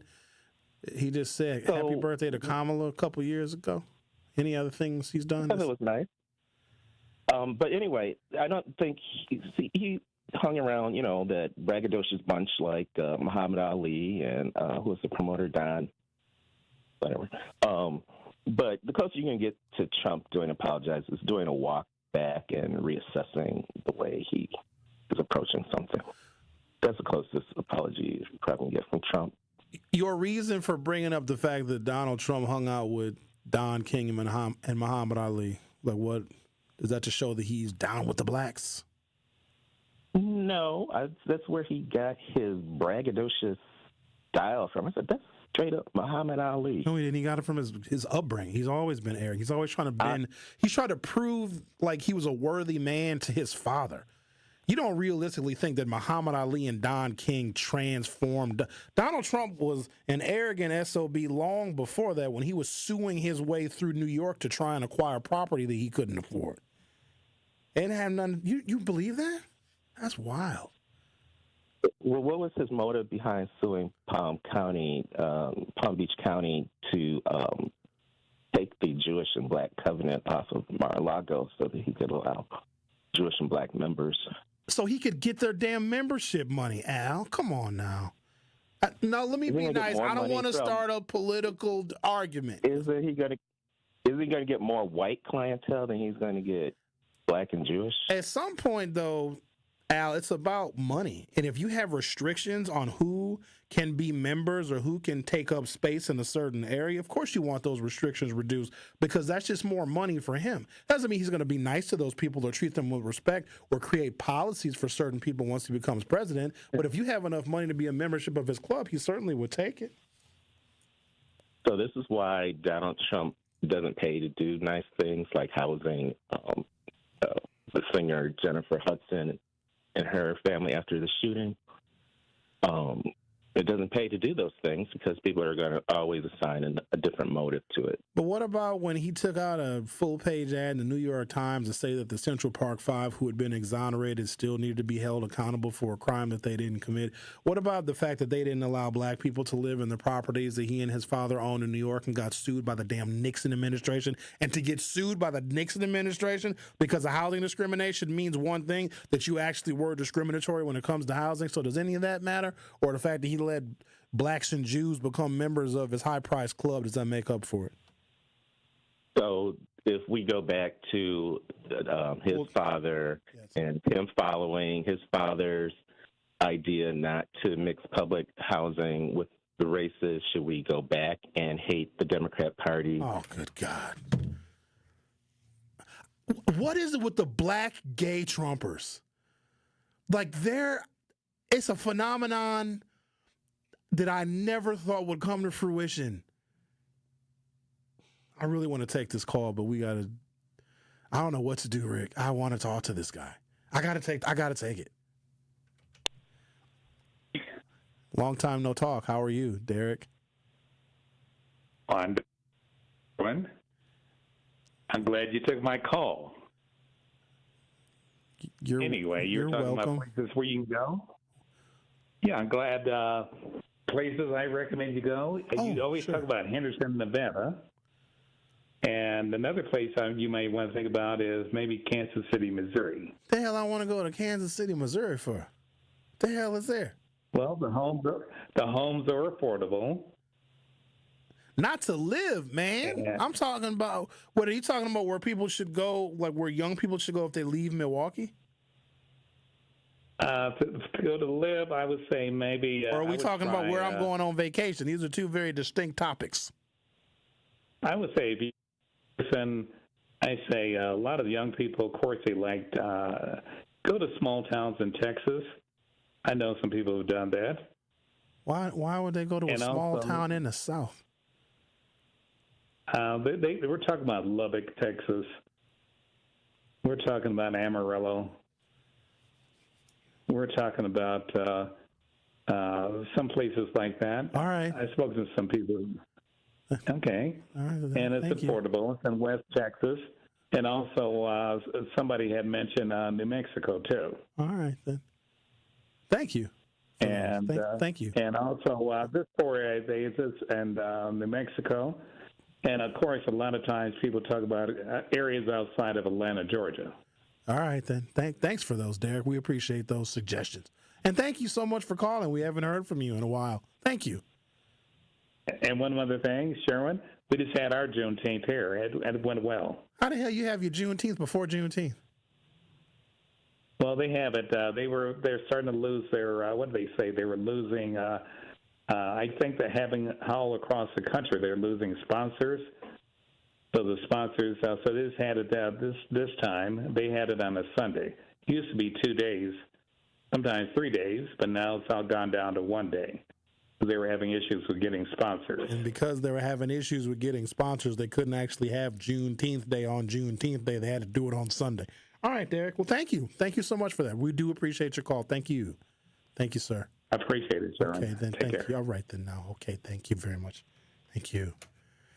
Oh. One call, that's all. Now's your chance to be our one call, that's all. Gruber $5,000 giveaway winner entry for the day. That's right, you'll be entered to win $5,000. We'll take call number 5. at 833-212-1017. Call number 12345 fifth at 833-212-1017. You'll be entered to win $5,000, courtesy of Gruber Law Offices and 1017 The Truth. Remember, if you or a loved one has been injured in an accident, contact Gruber Law Offices today. Visit them online at gruber-law.com. For official contest rules, visit 1017thetruth.com. Call number fifth at 833-212-1017 gets entered to win $5,000. The Truth with Sherwin Hughes. Will be right back. The Truth with Sherwin Hughes returns after this on 1017 The Truth, The Truth app, and 1017thetruth.com. Truth Nation, are you looking for a fun opportunity to showcase your clothing line, restaurant, nonprofit organization, food truck, or small business? Well, look no further than doing it at our Truth Family Fest on Saturday, August 23rd from 11 a.m. to 3 p.m. at Riverside University High School. We are currently accepting vendor applications for our festival, and you don't want to miss out on this great opportunity to promote your business and be part of all the fun. To be a vendor at Truth Family Fest, visit truthfamilyfest.com and sign up today. Great impressions will exceed your expectations. Great impressions, perceptions, everything. At Great Impressions Graphics and Printing, they've been proudly serving the community for over 26 years. From their location at the corner of 54th and Burleigh in Milwaukee, their dedication to quality and customer satisfaction has made them a trusted name in printing and design. Great Impressions offer a wide range of services, including banners, posters, yard signs, business cards, programs, and postcards. Plus, they specialize in custom apparel printing, perfect for family reunions, sports outings, business promotions, and more. For your next project, visit greatimpress.com. That's greatimpress.com. Great Impressions. They're here when you need them. Great impressions, perceptions, everything. Ready to buy your first house, move into your forever home, or simply refinance? At Associated Bank, they've got you. With the right lending plan and guidance, you can achieve your dreams. Your financial goals are closer than you think, and Associated Bank is excited to help you reach them. Learn more at associatedbank.com/lending or ask a banker for details. Subject to credit approval, member FDIC, equal housing lender. Hi, Drew and Jonathan Scott here, reminding you that a lot of life's firsts are better with help from American Family Insurance. Like your first home expansion or your first big lightning strike. There's a first for everything. Get the right home policy at the right price with the right help from American Family's agents. Life's better when you're under American Family's roof. Insure carefully, dream fearlessly. Get a quote and find an agent at amfam.com. Products not available in every state. American Family Mutual Insurance Company SI and its operating company 6000 American Parkway, Madison, Wisconsin. Earth Justice is a national legal nonprofit fighting to save lives, protect our climate, and strengthen our economy through the shift to zero emissions. Visit us at earthjustice.org. Earth Justice, because the earth needs a good lawyer. Happy kids heal faster, and that's why Starlight is dedicated to improving the mental well-being of sick kids across the U.S. Learn how at starlight.org. For general contest rules, visit 1017thetruth.com. You are listening to The Truth with Sherwin Hughes on 1017 The Truth, The Truth app, and 1017thetruth.com.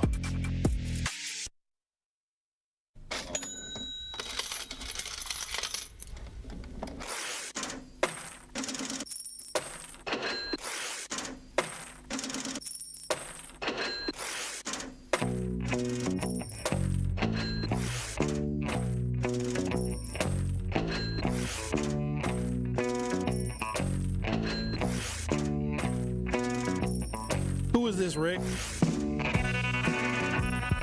Know who this is? Oh, you talking about this song? Yeah. Woo. Here, real quick. Giving me Johnny Taylor vibes. I don't think that's him. Pink Floyd. I said, give me a minute. Dang. You wouldn't have guessed this. I would have. I like classic and alternative rock and stuff like that. Who is this? This is Gary. It's Marcus. Oh, hi, Marcus. How you doing? Doing all right. What's on your mind, man? Am I calling number 5? Not even close. Nope. Not even close. No, we got caller number 5. It takes only about, I don't know, 45 seconds, a minute to get to caller number 5. So, yeah, you're not. Oh, okay. All right, then. All right. Okay. I'll try again. All right, take it easy, boy. Hold on, before you go, where should I go on vacation? Where would you We suggest? should go on vacation. You probably already been to Brazil, so I ain't gonna I don't know the hell I have not. Hold on, dog. I only got 4 days now. I don't know. I don't know, man. You've been to Brazil? Fun spots. No, I haven't, but I wouldn't mind going. All right. Thank you. All right. Okay. All right, boss. All right, now. Let's see. Hey, where should I go on vacation? Sherwin, I just wanted to say, where did somebody jump? Why do you? Where did somebody jump? Where did somebody jump on you?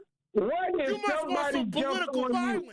If somebody jumped on you and was beating you up, wouldn't you be glad a human being or me got that person off you? Bob, if you jumped in, you know what would happen? Both of us would get our asses kicked. No, wouldn't you be?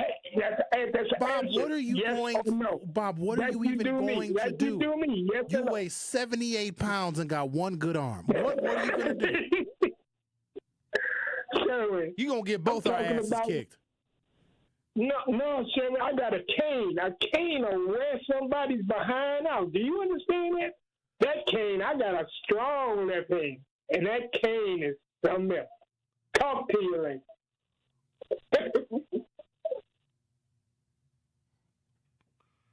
I don't even know what the point is. I'm over here trying to get vacation ideas. His ass called back talking about he got a cane. If I'm getting my ass kicked and Bob jump in, we both gonna get our asses kicked. Let's see what the peanut gallery has to say. Mile the Elephants. You went to Vegas in February, took a short trip to Venice Beach. Those California tacos are off the hook.